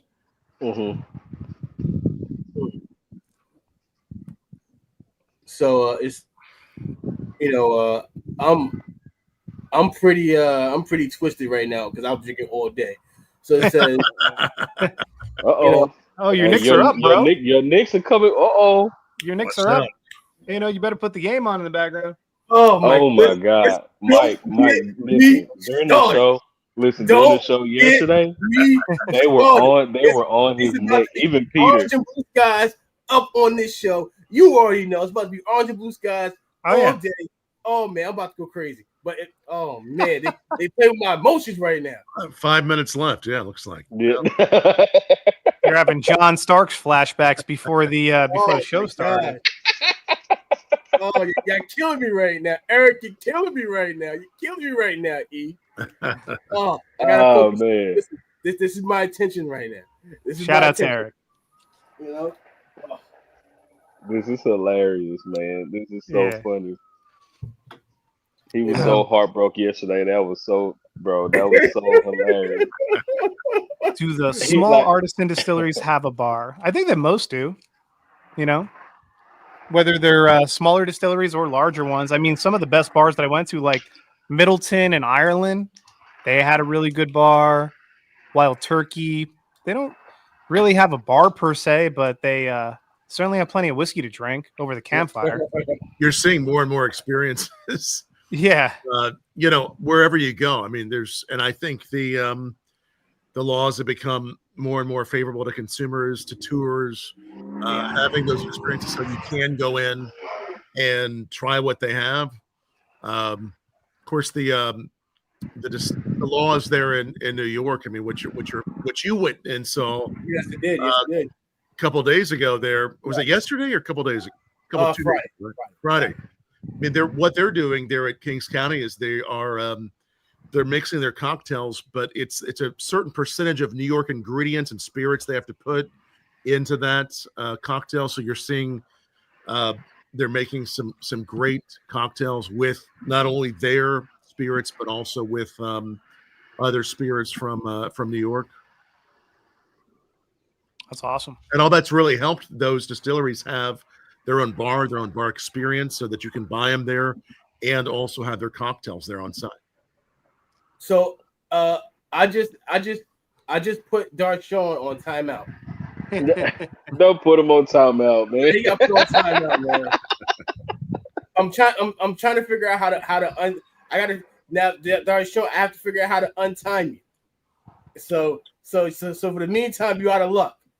But I think there's a 5-minute time limit that you can't say nothing. It's pretty cool that they have the chat overlaid on the screen now, finally on StreamYard. I like it. That is nice. I like it. That was pretty cool to have that, man. Yeah, Dark Sean is our resident Nick hater. You know, so right now, Dark Sean's on timeout. I told him I was gonna get his ass. I told him I was gonna get him. You know. You did say that. You did say that. Mm-hmm. You did say that. Once I figure out how to untime you, Dark Sean, you'll be back. Yeah. He said, "How do I become a bourbon judge? We'll do it for free." Not a bad deal. Yeah. That's not a bad deal at all. I don't know. We can just always judge our own on our own table too. Don't forget that. Yeah. It's so beautiful to have someone else, you know, your partner, your spouse, your friend pour some in front of you and just really give you 6 or 7 or so and see what you like the best blindly. I think we can all become our own bourbon judges. And, that helps us find things we typically wouldn't find because we're not influenced by that label, by that story. And I love doing that with my wife. Yeah. So all my wife would do is pour it. She's like, "Yeah, I'm not tasting that." Like, pour it for you and just give you a judging. Yeah. It's key with cigars too, right? That's why we did the Unbanded show. It's the point behind that is to leave some of those biases at the door and see, you know, what you really like. That's been an eye-opening experience because normally I wouldn't have an opportunity to do that. You know, I think that in the early days when Cigar Journal was sending out reviewer packs and stuff, I participated for about a year or two in that. And that was the only blind reviews that I had an opportunity to really do. So it's fun to kind of challenge yourself every week with that. I know 2 guys, I think it's the 2 Guys Cigar Shop. I Mhm. think they have that now. They have where you can kind of give like like a little a blind review. You let them know what you let them know what you think about it. They have something like that. I think that's pretty cool. Yeah. I think Holtz was talking about doing something like that too, just Oh, this past week. Yeah, I think that's cool, man. I think that's really good, man. I think that's really good to do. I think Get different opinions. there's that influx of people that are more interested in like what exactly they're putting in their bodies now than ever, and Right. Yeah. there's also like the idea that maybe we've been brand biased for a while and we need to investigate what else is out there. And that's one of the things Right. that food, alcohol, cigars have all helped to kind of like be a driving factor in, is to get us more interested in what we're actually consuming. Right. Yeah. right. Yeah. Mhm. Yeah. You So know what you You watching know, the you need a game? minute? no, no, No. no. No, what? I felt bad, so I was looking up how to untime somebody out because Darshawn's on timeout, but they said there's a time limit, so Darshawn, you gotta wait. You gotta wait. You How gotta do wait. I do that? We just thought you were looking at the Knicks score, Oh, which is a little closer now. it's too close for comfort. I know. It's a 2-point lead with 3 minutes to go. Listen, right now we need to go up and take out. We need to go and take out that light skinned bastard Hasbro. Take him out. Just take him out. Take him out, huh? Here, take So his ass.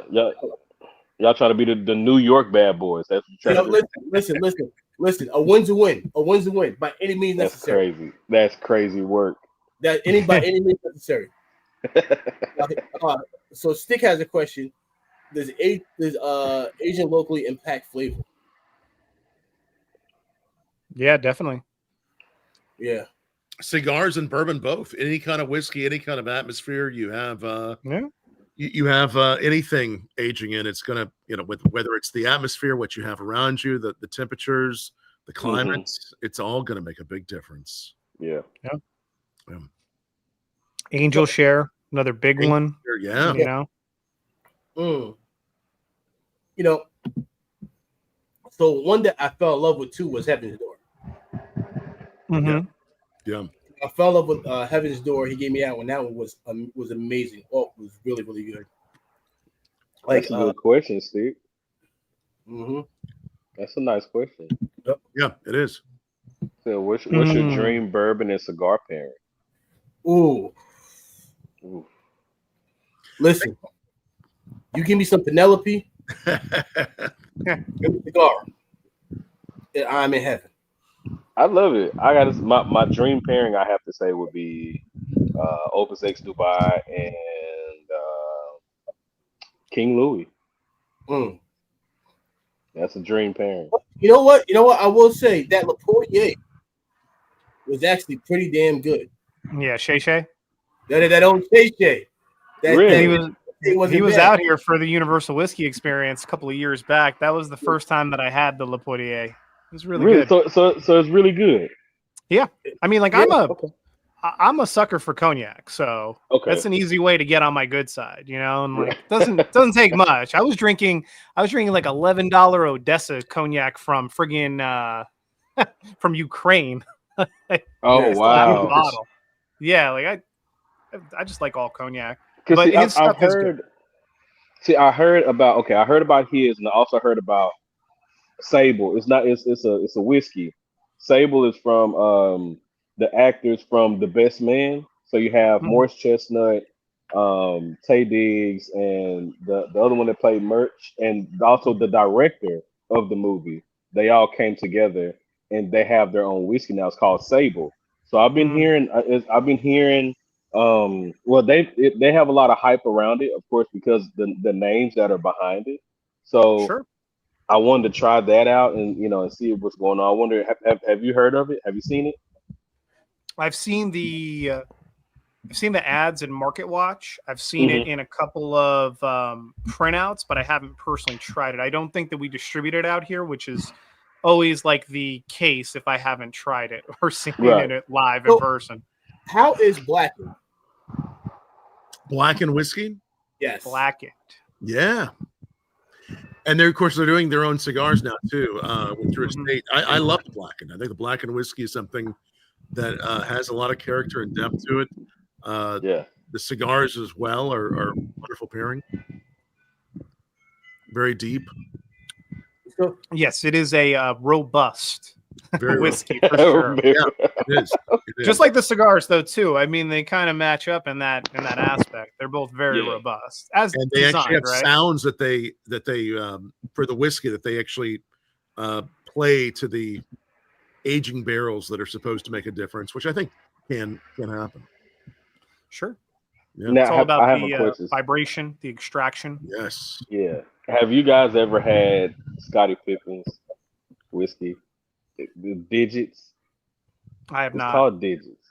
Yeah, actually, I coincidentally I did an interview with Scotty and the then distiller Jordan Vai, which is on our YouTube on Bourbon Blog. It's really a good bourbon. What he's done is really nice, and I really like it. Scotty's a big cigar fan as well, Mhm. and it's done there at Savage and Cook Distillery in Napa. Really well done. Everything they do there is really nice. It all comes from 50 miles. What it's currently is. What it started was some source whiskeys that they were finishing in used Napa cab barrels from Dave Finney's wineries, and I've gotten to know Dave a little bit over the years. But now it's within 50 miles. The grain, the water, everything from that region, and they're finishing it in used wine barrels. It's all really beautiful. Everything they do, and Digits, it's really lovely. You know, I really do. I want to try the one that you tried. 'Cause the one that I tried, I wasn't the biggest fan. I don't know. I wasn't the biggest fan. It was Yeah, it was the didn't hit my bourbon or palate. the rye or what it was? I cannot remember. I The think rye it was they're the doing rye. I Grenache think it finishes. was the rye. The rye is I a think it was. Grenache finish barrel. Really good. But did you try the Digits as well? Yes. Yep. Yes. wow. I'm sipping on the peated.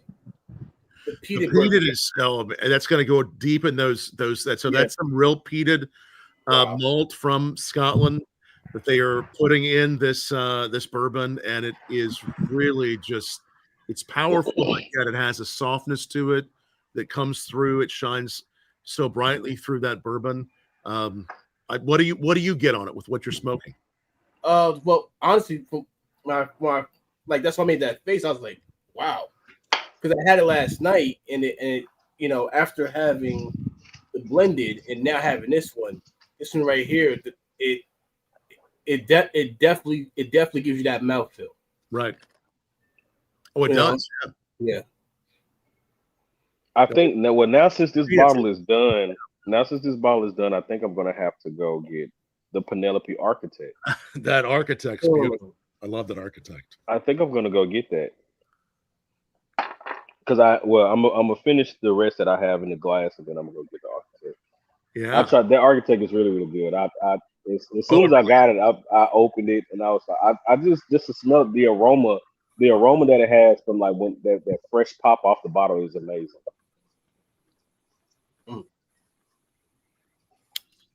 So Yeah, many.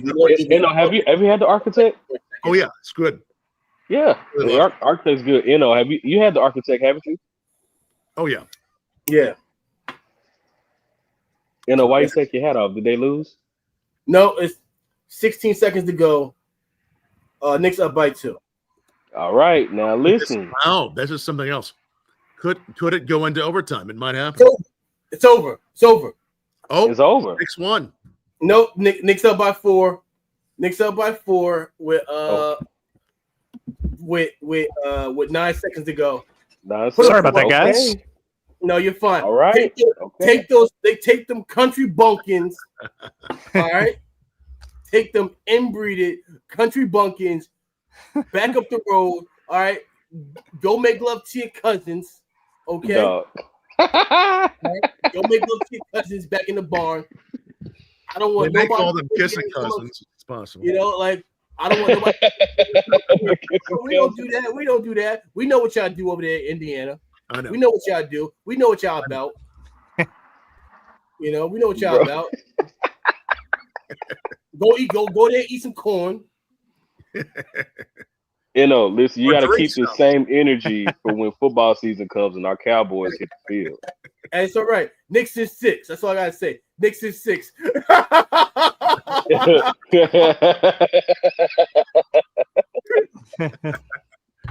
Damn, he changed the profile picture and everything. Oh man, it all happens. Bro, that is hilarious. He changed the whole profile picture, bro. That's hilarious. Now, when you were coming up with the name of this podcast, you went with guilty rather than innocent. So tell me about that thought process. I don't know if I've ever asked you this. Tell me about that thought process. So I was talking to my son one day, and so on his gamer tag he goes by guilty mindset. And I go, why did you come up with why you call yourself guilty? He goes, oh, because my friends call me Big Guilty. And so I was like, all right, you know what? I'm gonna steal that and name my podcast after that. Peter. So it's so for me, it's kind of a shout out. It's kind of a shout out to my oldest son. I like that. So like it's a shout out to him because he always goes, Oh, Peter was hanging out the whole entire time. First of all, Peter, your punk ass was supposed to be up here, number one. You're supposed to be up here. And your punk ass is hiding in the comment section. All right? Wait, it's Sunday. Didn't he have a hockey game? Oh, I'm sorry. A hockey game. He probably had a hockey game. It's Sunday. They play on Sundays, right? Oh, I'm sorry. I'm sorry. When they move too much. Well, I'll come if you leave.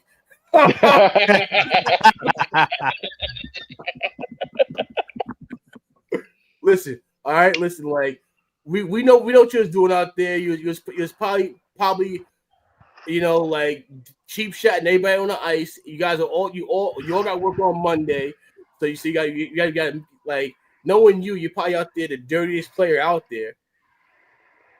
Tripping people, doing whatever you gotta do. And you're probably doing it in front of the kids too. Like they're watching their dad beat up on other old guys. That's crazy. That's crazy. Like what kind of example is that, Peter, being a bully like that?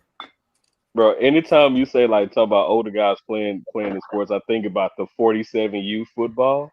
That is diabolical. That is diabolical stuff, bro. 37U football is insane. That is so crazy, bro. It's so crazy. It doesn't make sense. Listen, I always say like before every rugby game, no matter what position I'm playing, I always go. I look at my opposing player and I go, listen, I got work on Monday. You got work on Monday. Let's not make this get ugly. Let's listen. I won't. Well, they might have Memorial Day off. Tomorrow's a holiday. Yeah, they can go hard, man. I got work tomorrow. Yeah, that's right. Yeah. Mm-hmm. Darshawn, you about to get timed out, Darshawn. You about to get timed out. Damn. First of all, Darshawn, he don't even have a team. He's a LeBron gobbler. He's a LeBron fan. He's a LeBron fan. He follows LeBron wherever he goes, and he gobbles on LeBron. Bro, get it? He be over there probably singing to the TV that LeBron James song. Sitting there singing to LeBron and Bronny. Hey, Mike, I got a question. Will my Dallas Stars see you guys this year? Unfortunately not. We got bounced pretty early. For real? Who'd y'all lose to? We lost to Edmonton. We lost to Edmonton in the first round. Oh, Mike. Yeah, that was pretty sad. Yeah, I know y'all got us. Y'all got us last year. Yeah, you can't get the revenge this year, unfortunately. Although you guys probably would have stomped us bad had we have been able to pull it out from Edmonton. They just played so shitty towards the end of the year. It was like couldn't figure it out, couldn't get it together. So like, how aren't you a Devils fan? That's my question. So for me, hockey was always the thing, even though we didn't have a professional team in Vegas, right? Like we've kind of gone over it with football before. I was a diehard Dan Marino fan because my dad was a huge Dolphins fan and a huge Marino fan. And then kind of like 97 when Dan had that really bad playoff game in Jacksonville and it was time to hang it up. It was time for me to find a new team after a couple of years. So in like 99. And look who you picked, Mike. And look who you picked. Like, well, all the teams you picked. My uncle, all my cousins, everybody was a huge Giants fan, right? So I always had them as a team. They were just the NFC team, right? And it wasn't as big. So, you know, it kind of went hand in hand, right? Because I hated the Cowboys as a Dolphins fan, right? The Thanksgiving Day game in the snow where we beat y'all in 95, 94. That was fun.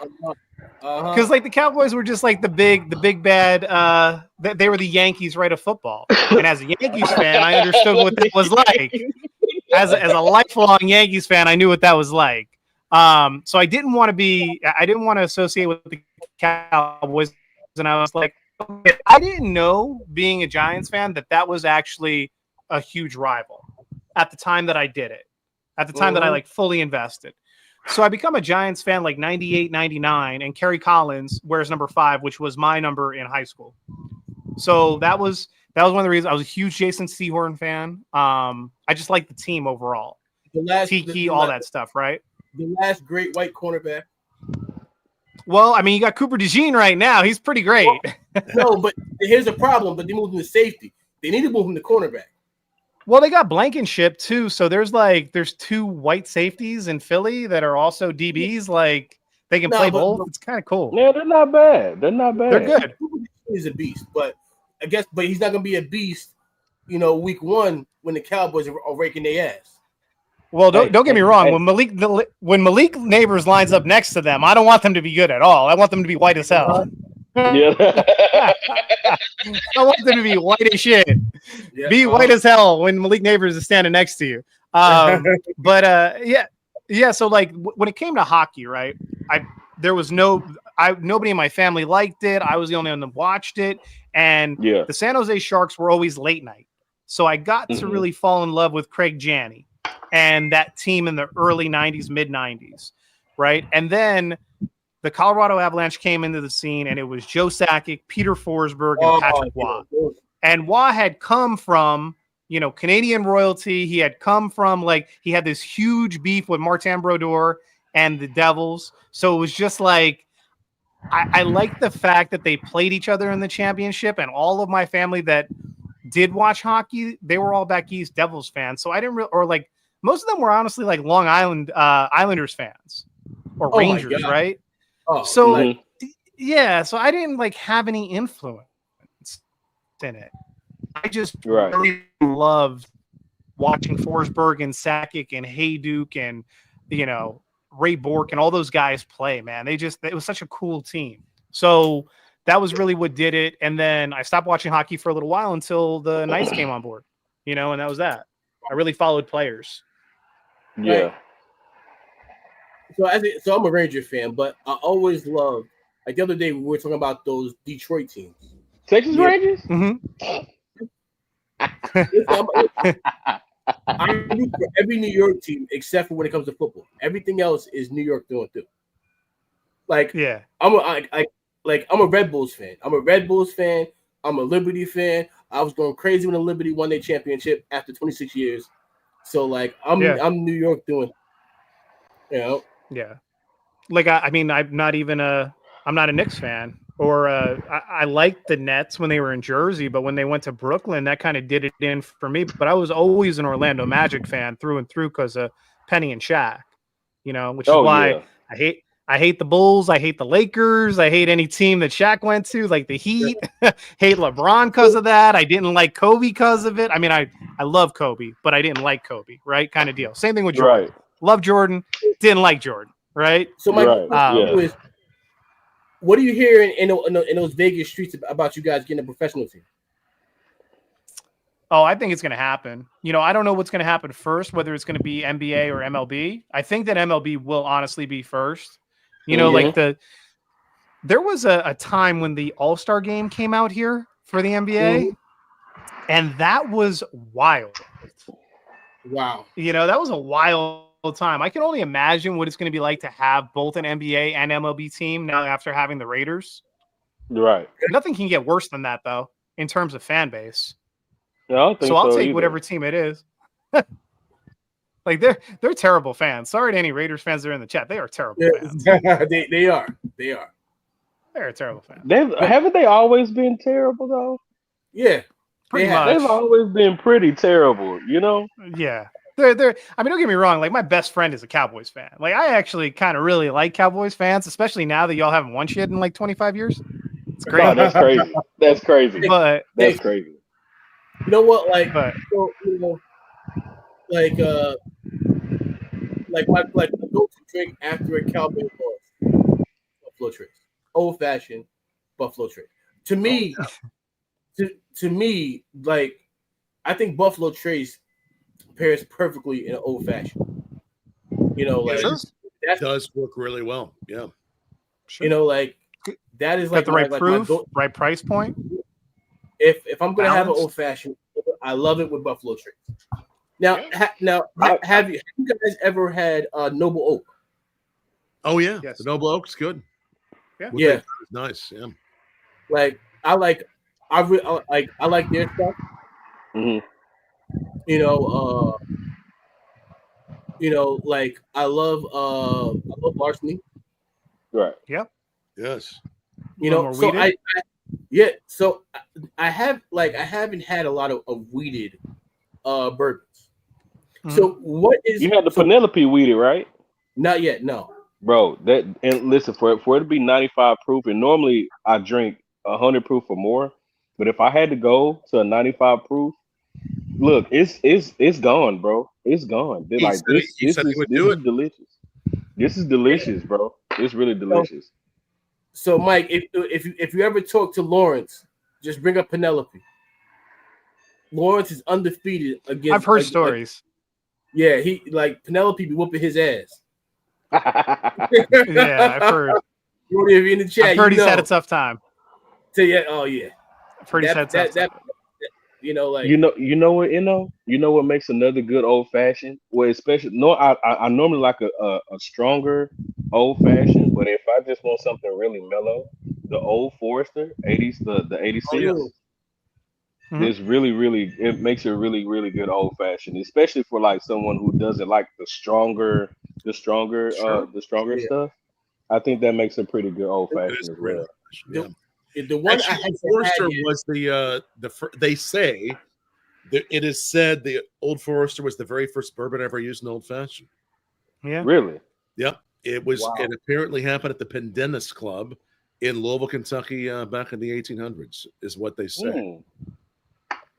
Well, that speaks volumes, especially for making a really good old fashioned. They make a good one. I was there during Derby. Yeah, so like. Old Forester makes that cocktail history. I think it's like the Mint Jubal. Yes. The julep. Mint Jubal. Yeah. Was not a fan of that one, but because I was the only reason was I was expecting something different from it. But Old Forester, I enjoyed it. I enjoyed the other ones that I've drunk.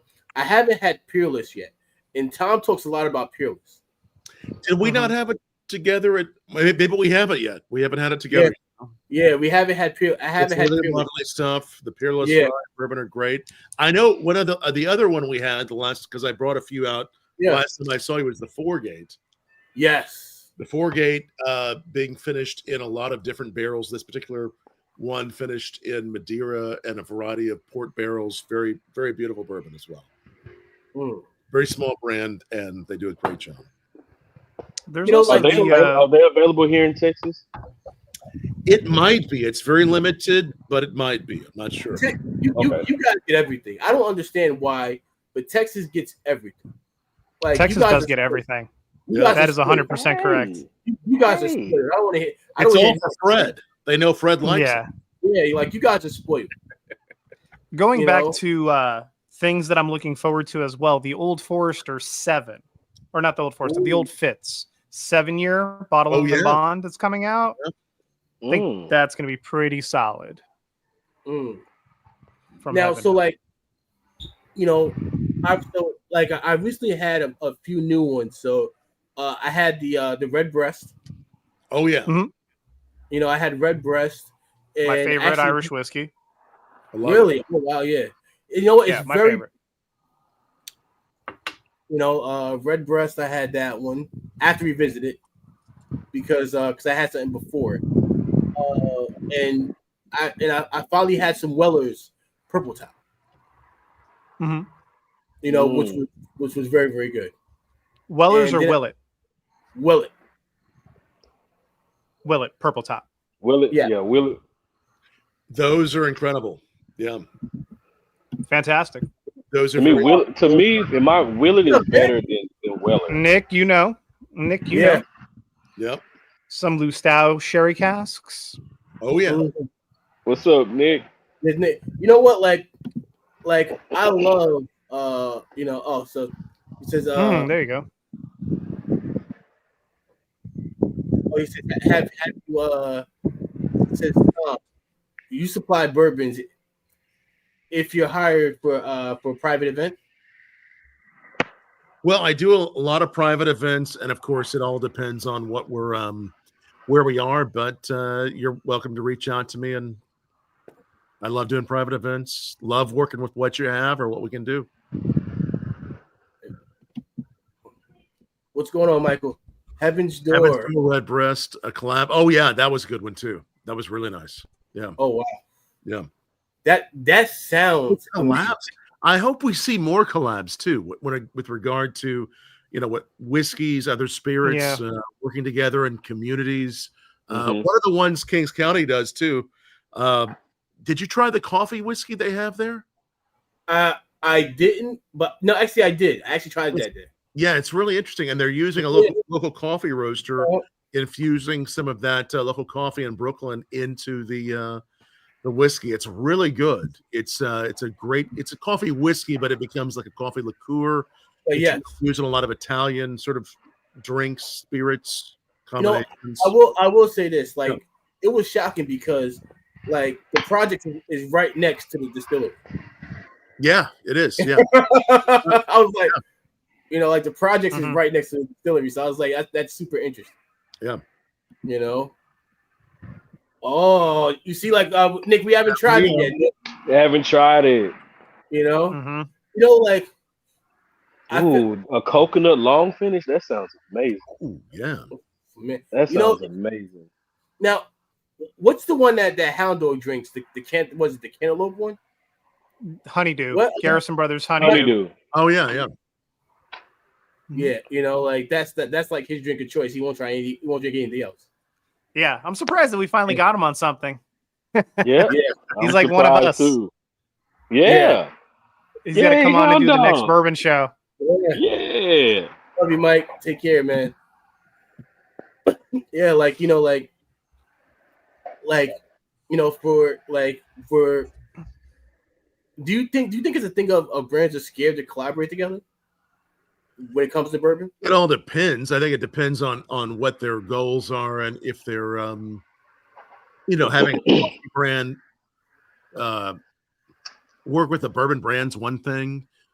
Different whiskey brands, maybe it's a international with an American brand. I mean, I think it all depends on what their goals are, maybe who their parent company is. You see some of that with the larger brands that have acquired smaller brands, but I think it's fun to try. I mean, it gives us a reason to try something new and to dive into something different. I tell you what, Mike, I need to get another bottle of our favorite scotch. Oh yeah, yeah, the grouse. The grouse. That grouse, yes. Oh, the good old grouse, man. There's nothing like the famous grouse, is there? Man, it's and famous you know for a reason.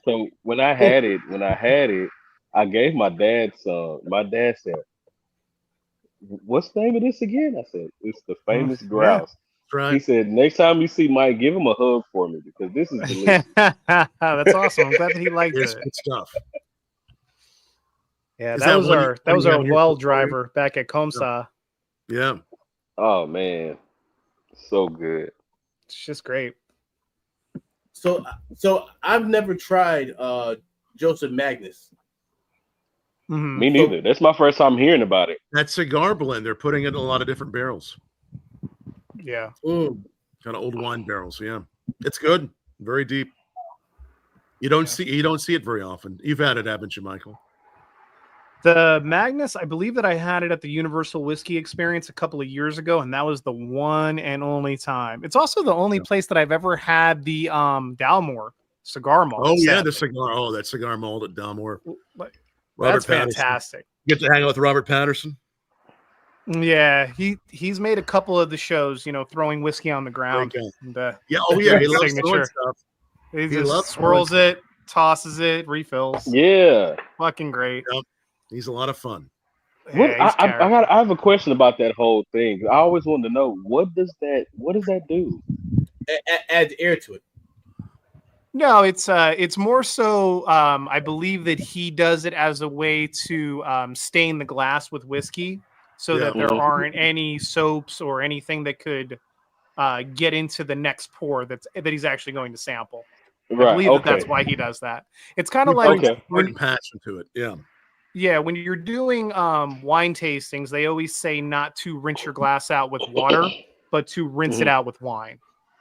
So that because I've seen it done with wine too. So I'm like, okay, Yeah, okay. same thing. Yeah, Just to leave the I tell remnants you, on the glass. if you go on to our Bourbon Blog channel, you'll see I did some interviews with him many years ago, and he's all about swirling it around, pushing it behind. I mean, he's the drama he brings to it, the passion he brings to it. I think he started when he was 16 at that distillery, and what he's Wow. done is incredible. His many years, over 50 years, I think, of experience there. Great Scotch. I love what they do. Yeah, and when you meet these people that have been like synonymous in the industry for 30 years, 40 years, 50 years, right? Like there's a certain aura around it. And when Yeah. they are as playful as somebody like Patterson or Steve Beal or any of these people, right? There's a lot that you could take away from just a simple conversation. That's awesome, man. That's awesome. It's like meeting a master cigar blender and they're just like, clipping a cigar with their fingernails. You're like, oh, okay. Well, I guess maybe I'm taking myself a bit too seriously here with my $500 guillotine cutter, or whatever it might be. But that's what I do. It's humbling.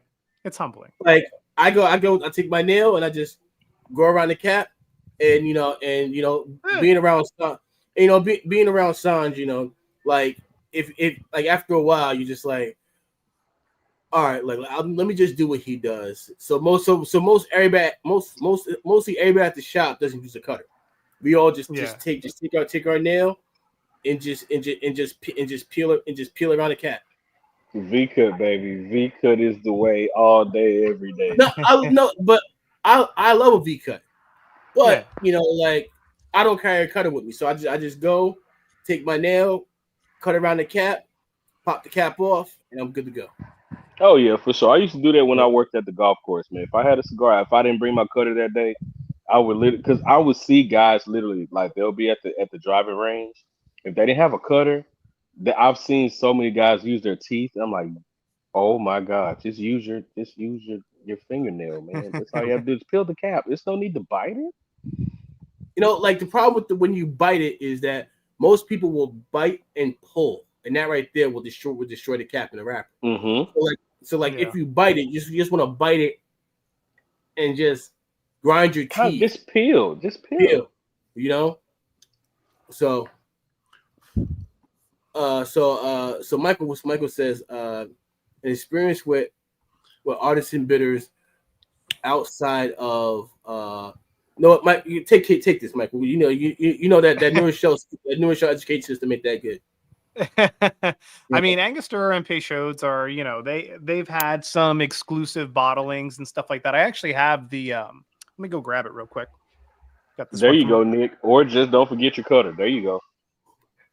Nah, I'm sorry, we're not fancy like you boys out there in St. Louis, you know. Who's in St. Louis? You know, like That's our guy Nick. Nick is out there. I was there not too long ago, not too far away from you. Nice. Good place. Great place. Yeah, you know, I don't know. Maybe Nick uses he probably uses plastic gloves when he eats his barbecue. You know. No. I'm just saying. Which did you like best with your cigar there? You know, which was like the peated. Without a doubt, the peated is for that smoky note. That note, smoky note. So that we love the blended. It's so good and creamy. Oh, it's the peated is, to me, the peated's the one. It's the one. It's a lovely bourbon. Yeah. Really. I have a question for you, Tom. Yes. Like what? So what is your experience with tawny ports? Well, I tell you what, I love port. My wife and I actually did part of our honeymoon in Porto, Portugal. So I got to try a lot of different ports. I love it with a cigar. There is a new bourbon that's very limited edition from 15 Stars. Very, very small brand that's finished in tawny, white, and ruby. It's the first time they've ever done, any bourbon maker that we know has ever done a finish in tawny, ruby, and white port, and it is beautiful. It's a blend of 9 and 15-year-old bourbon. It's called Three Ports, and I highly recommend it. It's very limited if you can find it. Three Ports. I want listen, since we get everything out here in Texas, I wonder if I can find it. Look for I think they're there. 15 Stars. Anything they do is just incredible. It's a lot of older bourbons and ryes, but I love it. Right. Ooh. So we have this right here from Angostura. This is their 200th year anniversary bottling, and it comes in this what looks like a book. This is what the actual bitters bottle looks like. I haven't opened it yet because I wanted to do a Mai Tai pairing on the channel and talk about it then. But I believe that they use Angostura rum that's been aged for 12 years as the base for the actual bitters. So this is a really cool bottle to get. I think it's about $75, maybe $100 at a store. This just got released this past year. Yeah. You know, but is it how big a bottle is it? That is awesome. It's your standard 6.7 ounce Angostura bitters bottle. And you've used it in a few cocktails so far? I haven't opened it up yet. I just got it. Oh wow! So looking forward to the unboxing, ladies and gentlemen. Yeah, right. But there have on your wrist is what they do, right? Oh yeah, no, or like the back of the hand. Back of the hand. Let's see it taste it. Oh, you want me to taste it right now? We can do that. Let's do it. Let's see what it tastes like. Yeah, let's go. Wow. So I want to experience this with you. I know that Peychaud's has done a couple of Myers cask editions. Those are probably a little bit harder to come by right now, but those are really good.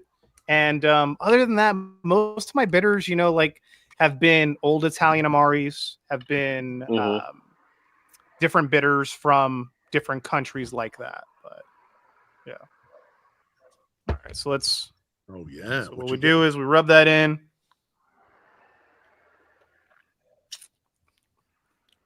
It's sweeter than regular Angostura. Wow. And honestly, a little bit lighter. It doesn't have as like dark of a color to it. It doesn't have a ton of that that bitterness. It's a little bit sweeter, more like, I believe that they say that angelica root and cardamom are like big flavor notes on this. Let's see. Yeah, so it says House of Angostura unveils limited edition crafted to captivate connoisseurs. It blends cardamom, orange, earthiness harmoniously. Yep. So angelica root, very good. It's a lot lighter than I thought that it was going to be. Wow. There you go, Mike. Yeah, here we go. Yeah, it's actually more gin than bitters. It's very interesting. Wow. Okay. But I could see it like pulling through a lot of really good cocktails, especially if I know that you guys were talking about, I think, lime based whiskey cocktails. One of my favorite whiskey cocktails is a New York sour. Yeah. So Okay. just the traditional whiskey sour. You add in a little bit of port or red wine on top, just like a thimble of it, and then a dash of bitters. Just fantastic. I also like the Gold Rush, where you sub the honey for the simple syrup in a whiskey sour. Great. Ooh. That sounds really amazing. Yeah. Yeah. And again, it's out Just on a now. hot day. You can find this one. Yeah. It's These very are out limited. now. I think Wonder how many $75 bottles they're bucks. Wonder how many bottles they're making. You know how many bottles they're making? I don't believe that it's numbered. Pretty rare though. That's so A little cool. bit. Yeah. Yeah. So Yeah, there's really some limited edition bitters out there.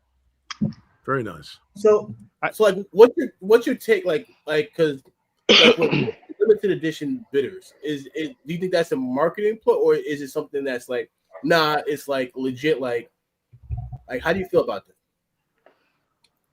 I mean, everything comes down to marketing to a certain degree, right? But you also don't get a ton of innovation in bitters. Like I have Dale DeGroff's pimento bitters. I was always a big fan of those, but they're not in production anymore. Yeah, You had like the Fee brothers back when Joe Fee was around. Those were non-alcoholic and alcoholic bitters. You can get both. So those were kind of cool. But they used glycerin as the base. And yeah, I mean, I think that it all stems back right to the ancient Italian Amaris and German and European kind of style of bitters. And then we have it as like this potable kind of cocktail ingredient that's like kind of our salt and pepper behind the bar. Because you can add some flavor to something and kind of create that extra layer and depth without knocking somebody over the head with 100 proof whiskey or still strength agave or gin. Right. No, those DeGroff. Have you had the DeGroff spirits as well? I haven't had any of Dale's spirits, at least not in a long time. Are beautiful. His aperitivo, he's doing some Amaro now. He's doing some really beautiful spirits on his own label. They're really good. That's awesome. Yeah.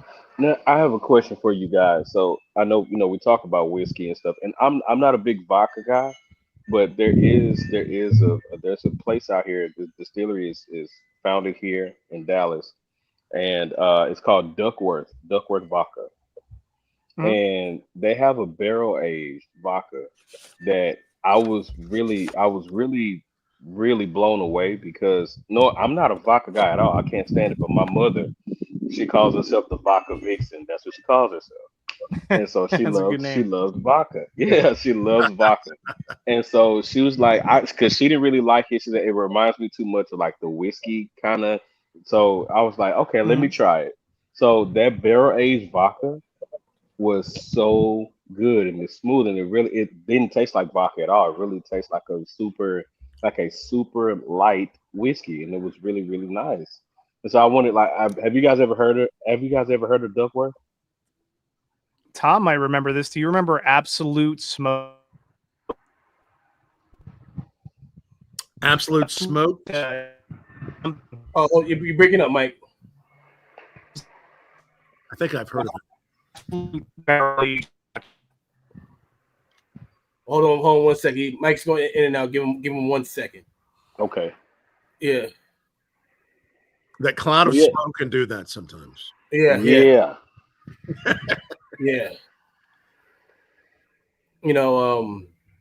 I think I know what he's talking about, though. It was something that. Go ahead. Uh-oh. We got you for a second. You're coming back. You're coming back slowly. There you go. There it is. Back? I think my router's me. I probably have.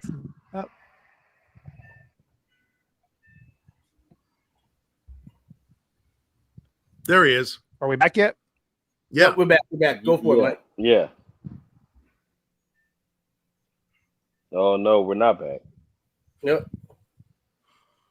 Okay. We're getting you slowly, but we lost him. It's all right. All right. It's I think it's about an Absolute smoked they did for a while vodka. Yeah. It's some sort of experiment with that. I've talked to some vodka makers that have done some experiments in barrels.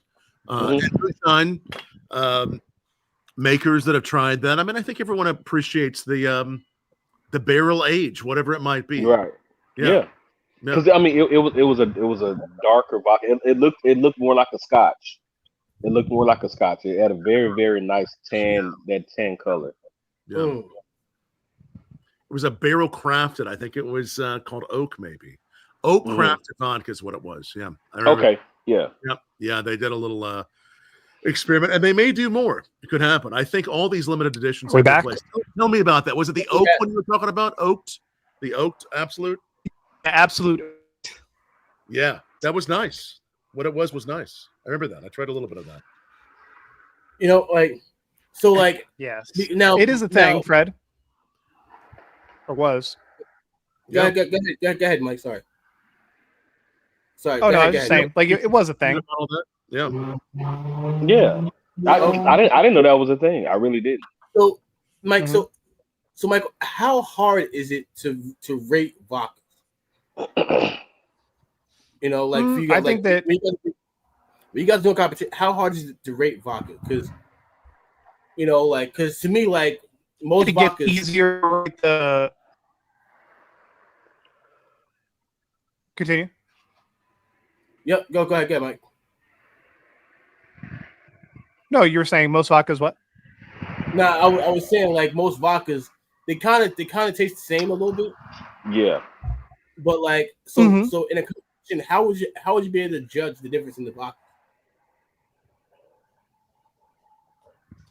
So it's always been it's always been about how the texture, how the mouth feel, and like what it's produced from, how much you can perceive that. So like when Ciroc came out and it was from Snap Frost grapes in France, does it have like a similar flavor of grape production? Like the stuff that I taste when I have a cognac that's like an Eau de Vie, like Remy V or something like that, right? Do I taste that? Is that apparent in any way, shape, or form? And then Right. there's, like the rye from Belvedere in Poland. And then there's the winter wheat from Grey Goose in France. And all of those have a flavor of some kind. It's a lot easier to perceive in European vodka than in American vodka, because in American vodka, the laws are slightly different. You're designed by the law to distill to a little bit higher and to remove some of that, core production that Hmm. the spirit is coming from. So it's a little bit easier to perceive in European vodkas than it is in American vodkas, just because of that one point, I feel like. But there are some vodkas where like Tito's has a very specific taste to it. Yeah. Sky has a very specific taste to it. And they're also kind of different. So I think that once you've tried enough of them and you familiarize yourself, it's easier to pick out. And then Right. you have a little bit more of an appreciation. My whole entire thing is like, if it's the first thing that you're trying to start day one, that first flight of whatever it is always difficult, but vodka and gin can be a little bit harder, right? Because you're like Yeah. trying to calibrate your palate to like figure it out. Like, okay, Yeah. we're tasting vodka today. It's 10 a.m. I have 5 of them in front of me, all from different places. Like, let's just go through this, calibrate, and then taste through it again. I'm gonna go grab the bottle so I can show you guys what it looks like. Y'all give me just a minute, and I gotta grab me another cigar too. So hang Yeah, tight. I'll tell you, one of the ones I tried, it's been several years. Belvedere does 2 different single estate rye vodkas. Yeah, Smagori Forest. Yeah, and the Lake Bar Tizek or something like that. Yeah. And the 2 are the same grain, but done in 2 different regions. And it's almost like having a single barrel, but instead it's a single origin. And those side by side are very fun to try if you're a vodka fan or just want to see how different vodka can be.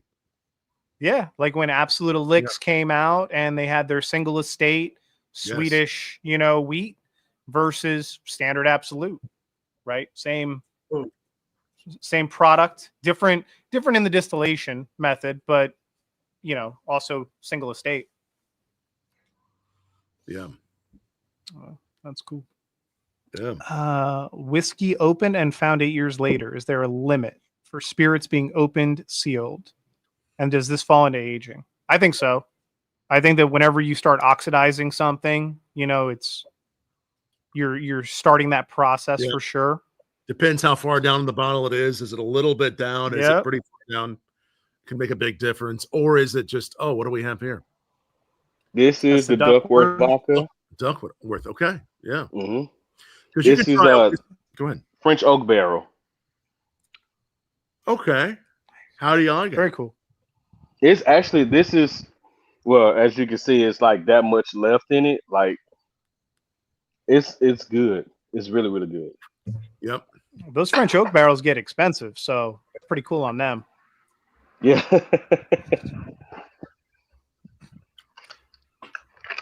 Well, boys, I have to head out here pretty soon. But I mean, if the chat has anything else they want to throw at us, or if you guys have anything else that you'd like to go over, man, I really enjoyed the questions and everybody. Yeah. So good to see everybody. Yeah, like, it's fantastic. We'll have to do it again. Yeah, I need to get. I was gonna say, like, I need to get you two more often. Yeah. I really enjoy this. I really hope the chat enjoyed this. And each time I think what we'll do is we'll rotate somebody else on. This way they can fire you guys questions. Ooh, okay, nice. Fred. All right. Avowed? Right, yeah, Michael and Fred, and it's such a pleasure being with all of you tonight. Yeah. Oh yeah, man. Likewise, Tom. Yeah. Likewise. Yeah. Well, thank you guys so much, and I look forward to the next time that we can catch up over a dram and a stick. We'll see you in Vegas soon, hopefully. I love that. Yeah, please reach out. You have me on IG, and send me over your number, and then we'll hopefully collaborate. Maybe do this live with one of these next big smokes or something. I love it. Yeah, oh man, yeah. Like we can try to make this a once a month thing where we do this once a month and we say whatever you guys want to do. Yeah. Cool. All right, guys. Hey, Michael, you already know I'm gonna call you. I'm gonna call you next time I'm in Vegas. You already know. I got the grouse ready to go whenever you're out here next, man. Oh yes, sir. Guys, that is it. Have a great Memorial Day. You too. Thank you, everybody. Thank you for your service. That is the episode for this week. I hope you guys really enjoyed this episode. I was really looking forward to this episode. Like, I've been trying to get Michael and Tom together now for a year. Pleasure. So this episode, thank you, King this Scouting. episode was a year in the making. That's right. So cheers, boys. Cheers, boys. Have a good night. Everybody in the chat, have a good night, guys. Thanks, everybody. Tell a friend. The Big Guilty Cigar Podcast. Until next time, guys. Peace. Cheers, guys. Go Knicks. Go Knicks. You're damn right about that.